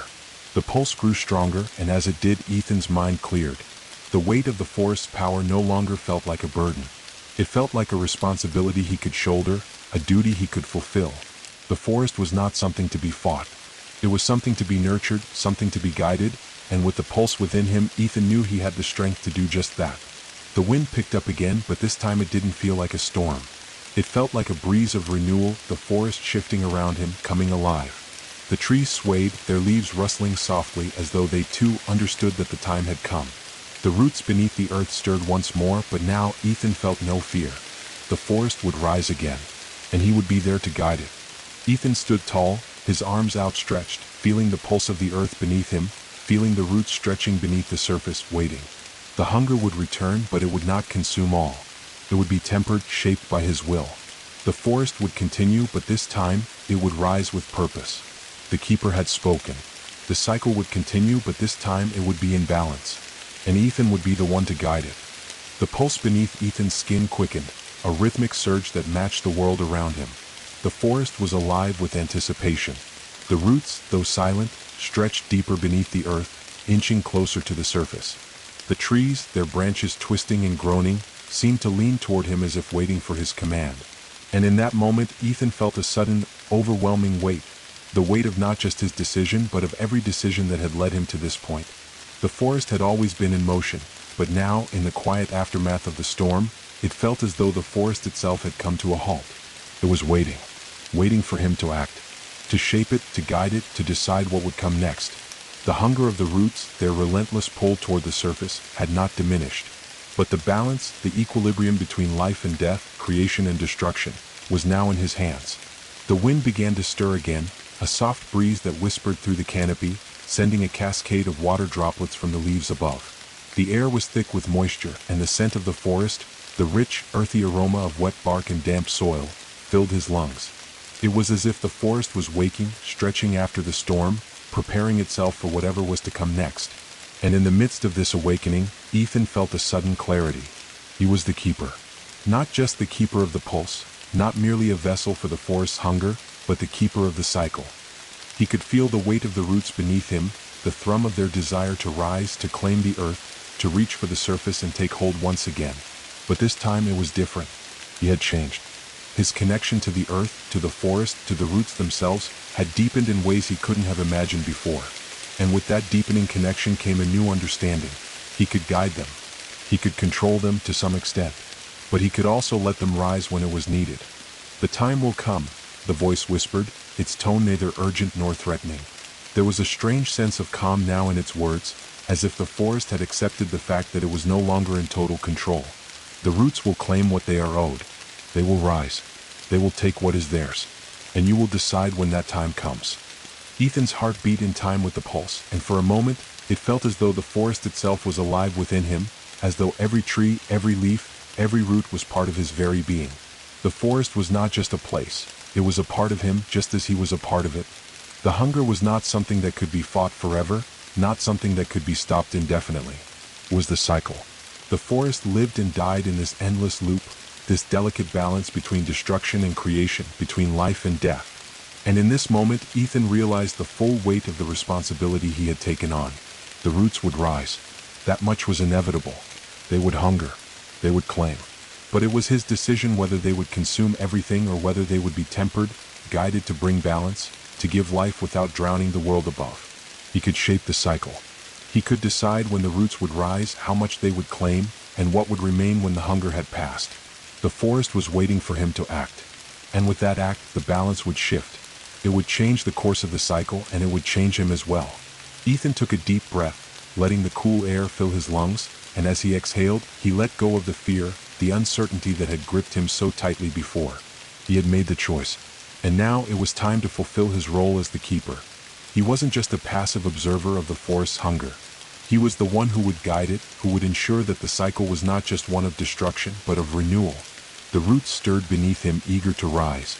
The pulse thrummed louder now, filling his entire being with the energy of the earth. And in that surge of energy, he understood that it was not just the forest that was awakening. It was he who was awakening, coming into his full power, his full purpose. The voice of the forest spoke again, softer now, more like a whisper on the wind. "You have chosen, keeper. The time has come to rise." Ethan nodded, as though answering a question he had known the answer to all along. The roots had waited for him. The forest had waited for him. And now, with his decision made, he could feel the tension in the air shift. The hunger of the roots was not an enemy to be fought. It It was a force to be guided, a force to be respected but not feared. It was part of the eternal cycle, a force that could create as much as it could destroy. With a final breath, Ethan knelt to the earth, his fingers pressing into the damp soil.